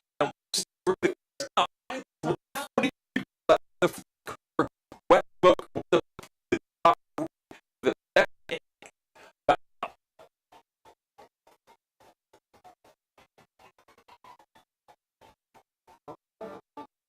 Habitat for Humanity of Greater Palm Beach County invites you to rediscover the Restores. Donate your new and gently used items or shop for great deals up to 60% off every day. Sales of donated items help Habitat for Humanity partner with local families to build and repair safe and affordable homes in our community. They are now offering easy online scheduling and faster pickup times. Schedule today with any of their 5 locations or visit habitatgreaterpbc.org to learn more. That's habitatgreaterpbc.org. Shaw Sports Turf is a world-class artificial athletic field provider for every level of play with over 3,500 installations in North America. They are more than just fields. They are centerpieces and rallying points for schools and communities. Shaw Sports Turf is proud to be the turf provider for Tropicana Field and the Tampa Bay Rays, as well as the Miami Marlins. Shaw was also the turf provider for the Cincinnati Bengals and the Manning Passing Academy. Follow Shaw Sports Turf on social media or visit shawsportsturf.com for more. PNC Bank is committed to making a difference in the South Florida community. That's why they offer military banking products, champion veteran-owned businesses, and provide support to local organizations that empower veterans and their families with the resources they need to succeed. PNC Bank. See how they can help you at pnc.com/military. The PNC Financial Services Group, Incorporated, all rights reserved. PNC Bank, National Association, member FDIC. Improve your golf game fast at the all-new Kaiser University Golf Coaching Center. The Kaiser University Golf Coaching Center has the facilities, tools, and coaching you need. Enjoy the best facilities in the area with an expansive chipping and putting area, practice bunkers, a huge putting green, plus a 2,000 square foot indoor training area with 3 hitting bays, cutting-edge analysis technology, and more. The Kaiser University Golf Coaching Center in the heart of Palm Beach County off I-95 and the Turnpike. Find out more at kaisergolfcenter.com.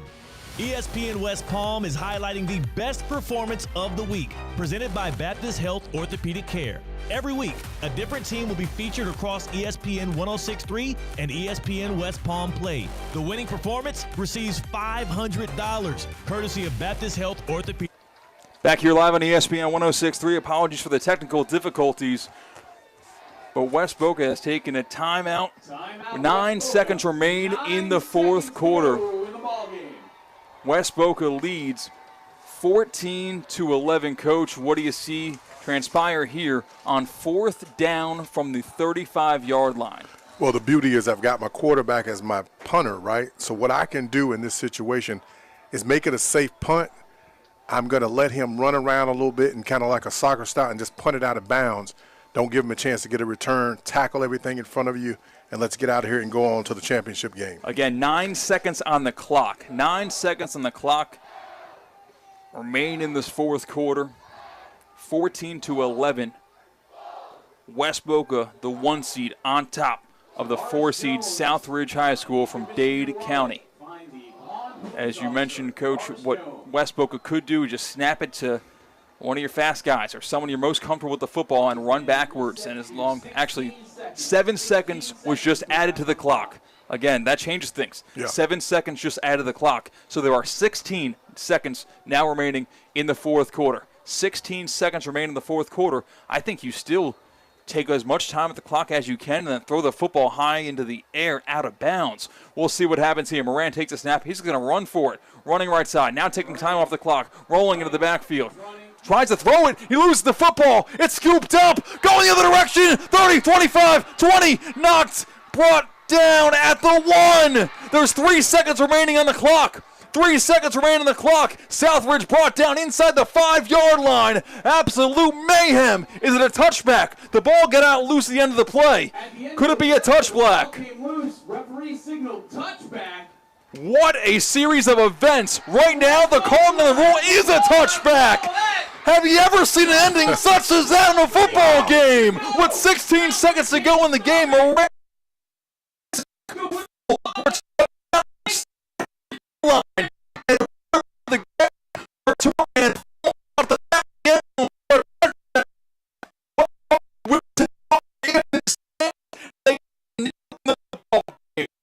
Absolute mayhem.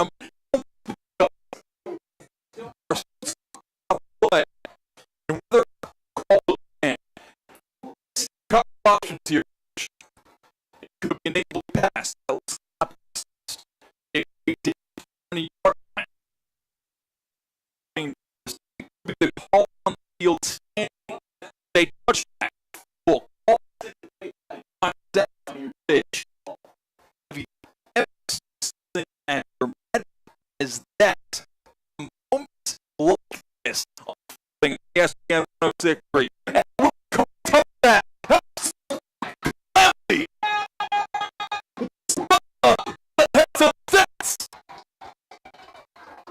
Wow.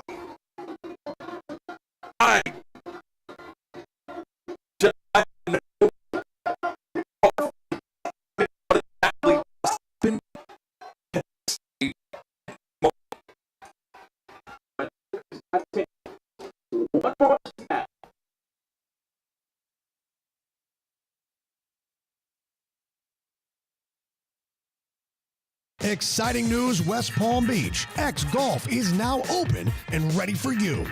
Experience top-of-the-line simulators, perfect your swing, and enjoy a full bar and delicious bites. Whether you're a pro or just starting out, X Golf has something for everyone. Rain or shine, we've got you covered with virtual courses from around the world. Book your tee time today. Come visit us at X Golf West Palm Beach, where the game never stops. Visit on Instagram at XGolfWPB for more information. Shaw Sports Turf is a world-class artificial athletic field provider for every level of play with over 3,500 installations in North America. They are more than just fields. They are centerpieces and rallying points for schools and communities. Shaw Sports Turf is proud to be the turf provider for Tropicana Field and the Tampa Bay Rays, as well as the Miami Marlins. Shaw was also the turf provider for the Cincinnati Bengals and the Manning Passing Academy. Follow Shaw Sports Turf on social media or visit shawsportsturf.com for more. PNC Bank is committed to making a difference in the South Florida community. That's why they offer military banking products, champion veteran-owned businesses, and provide support to local organizations that empower veterans and their families with the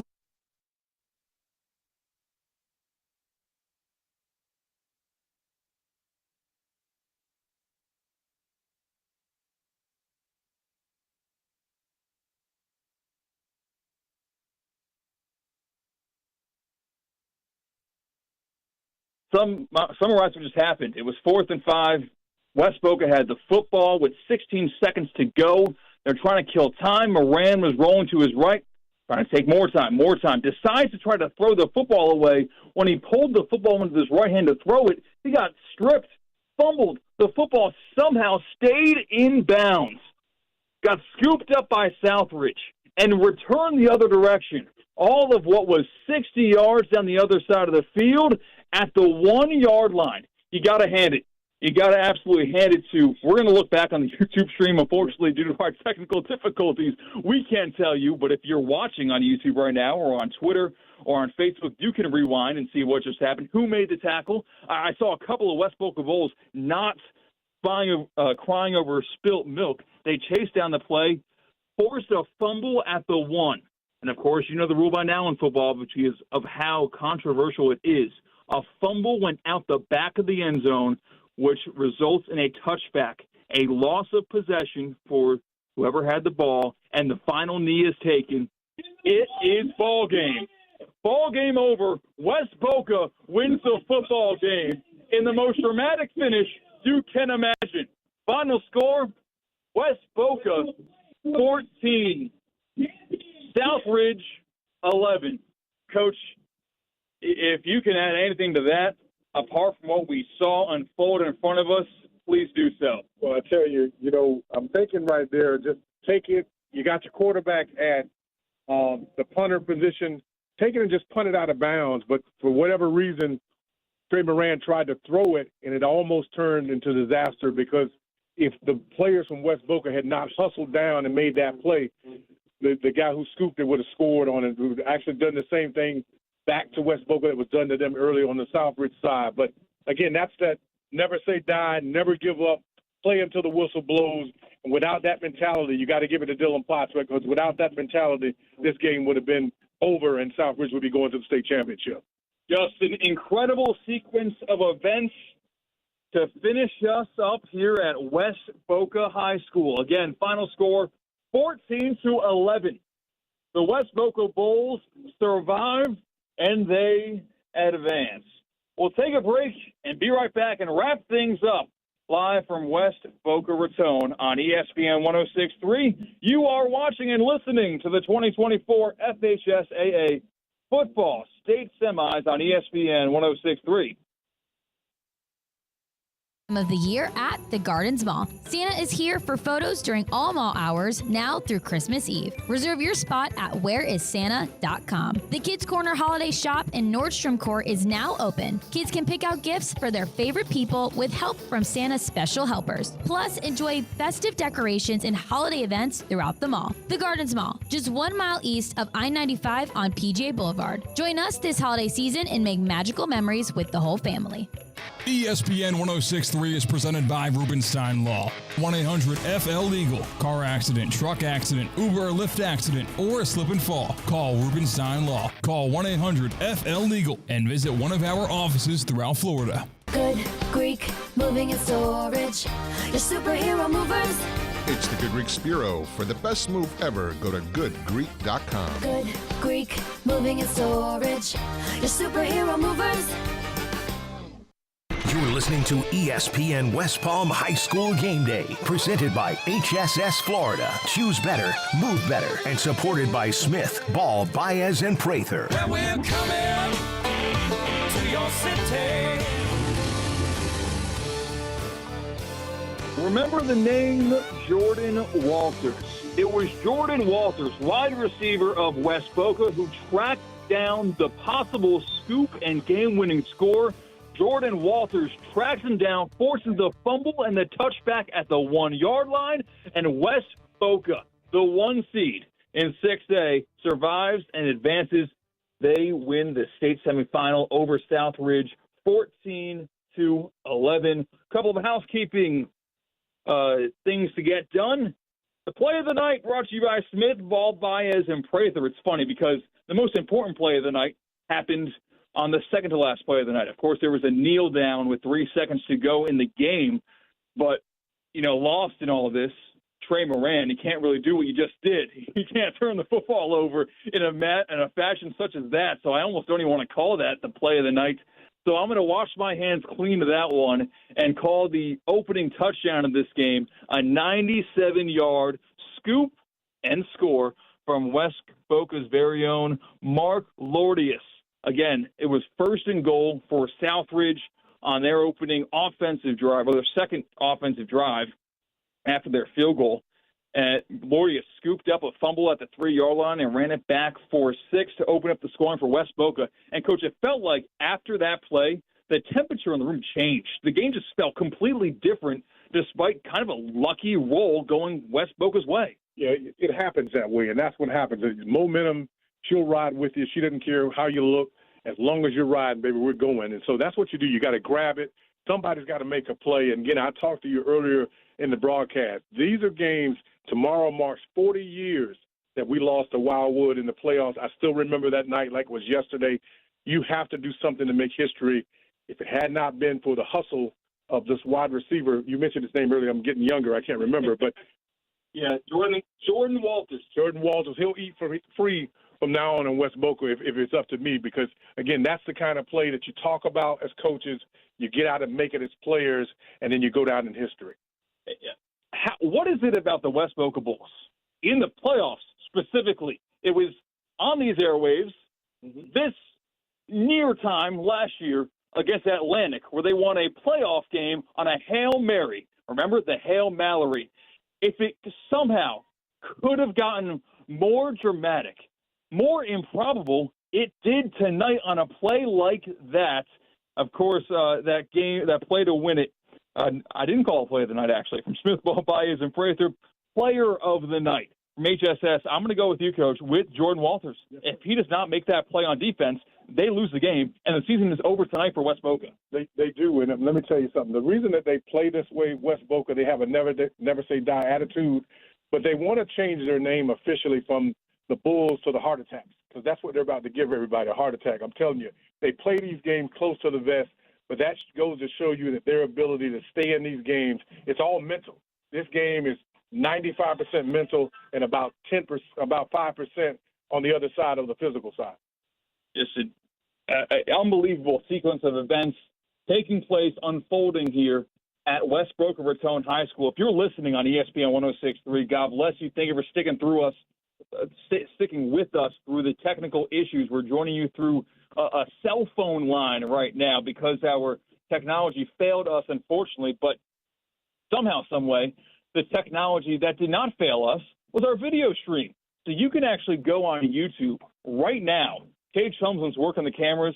He's doing a great job on up by us and covering the game on the video side of things.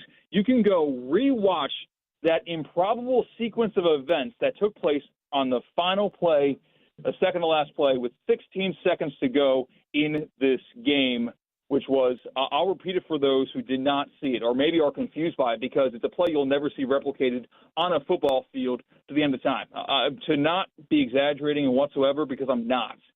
4th and 5, I believe West Boca had the football at the 35-yard line in plus territory. They needed 5 yards for a first down. There were 16 seconds on the clock. Southridge was out of timeouts. Quarterback Moran took the snap with 16 seconds on the clock, rolling to his right, face pressure, kind of stutter step, jab step, trying to waste more time. Pulled the ball out, looked to throw it to try to waste more time. When he did that, he fumbled the football near the sideline. The ball did not go out of bounds. It got scooped up by Southridge. Mind you, West Boca led by 3. If Southridge takes this football into the end zone, they win the football game. If Southridge gets tackled inside the 10-yard line, you have a very makeable field goal to tie the football game and to go over overtime. For Southridge, with the football on a scoop and score, the only thing they needed not happen was fumble the ball. That's the only thing they couldn't have had happen and that's what happened. Forcing the fumble behind the play, chasing down, making the tackle was receiver Jordan Walters. He tracks down the scoop and score attempt, forces the football out the back of the end zone. That's a touchback. That gives the football back to the West Boca Bulls. They take a celebratory knee, and the game is over. Final